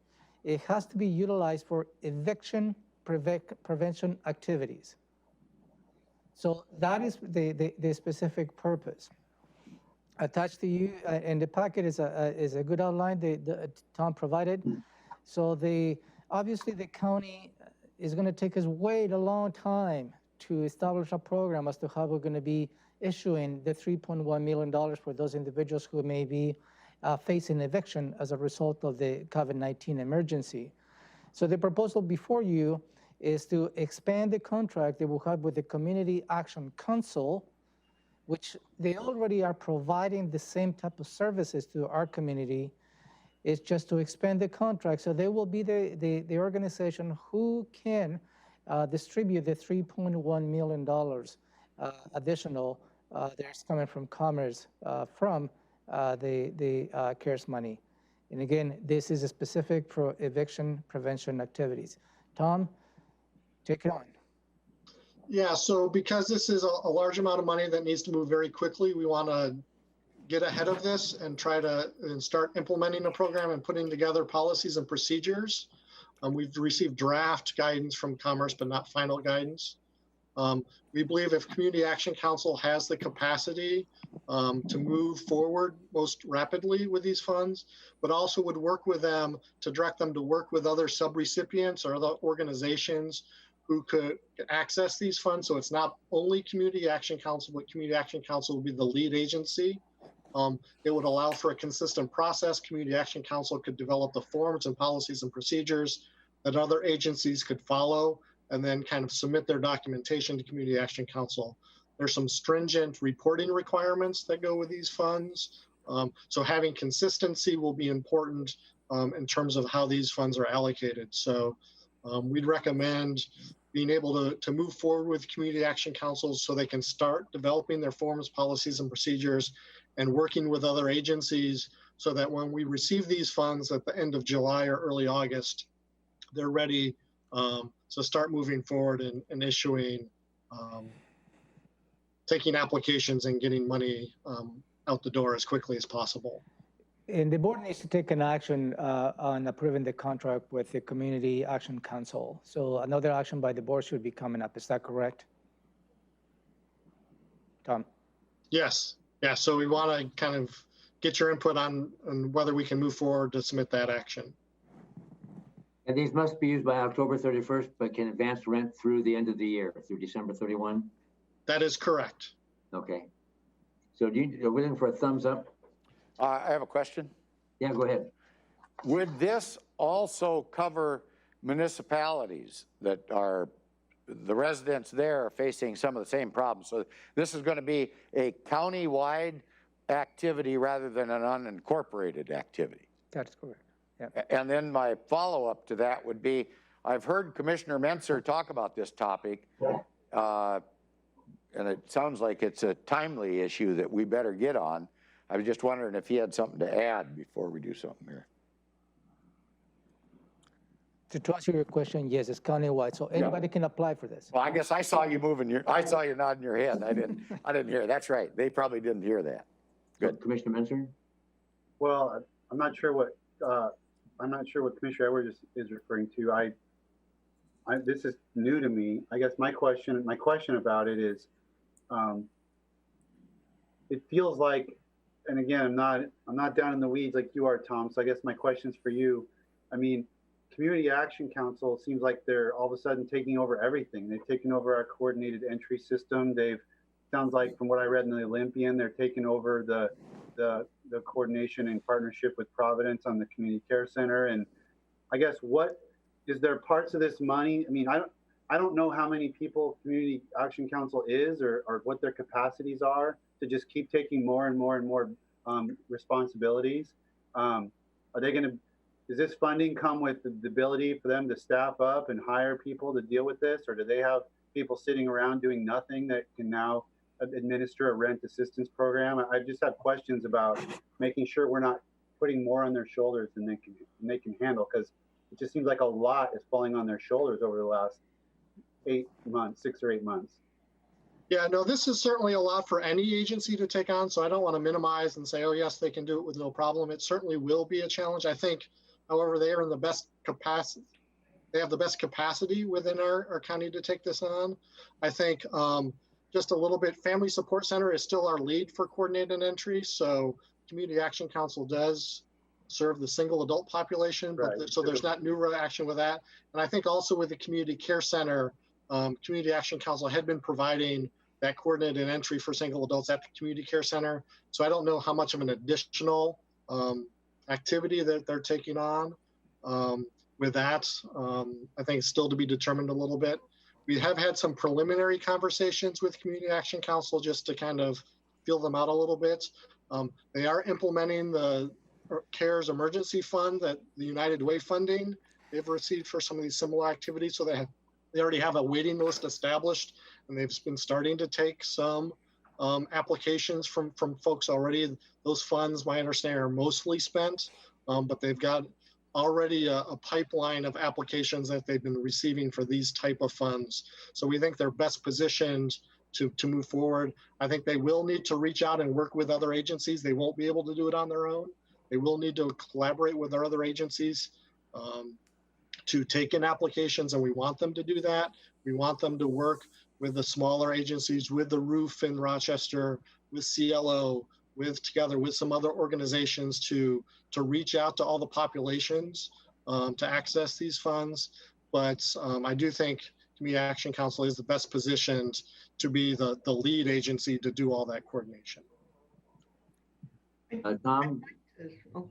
Well, maybe you can answer this too, Robin. Tom, do they, will the CAC take administrative fee off the top to help facilitate this? And if they do, is it the standard that everybody charges or takes? So we're still waiting for guidance on the official rules. The draft guidance said there's up to 5% administration fee. We're not sure what can be used for operations. Okay. So we're still waiting for more guidance on the program rules around what will be allowed for to pay for staff costs and operations. But the preliminary was a 5% for administration. Thank you. I'll get to Robin, then we got to get going to another Zoom. But go ahead, Robin. I was just going to comment that the Community Action Council is almost uniquely qualified.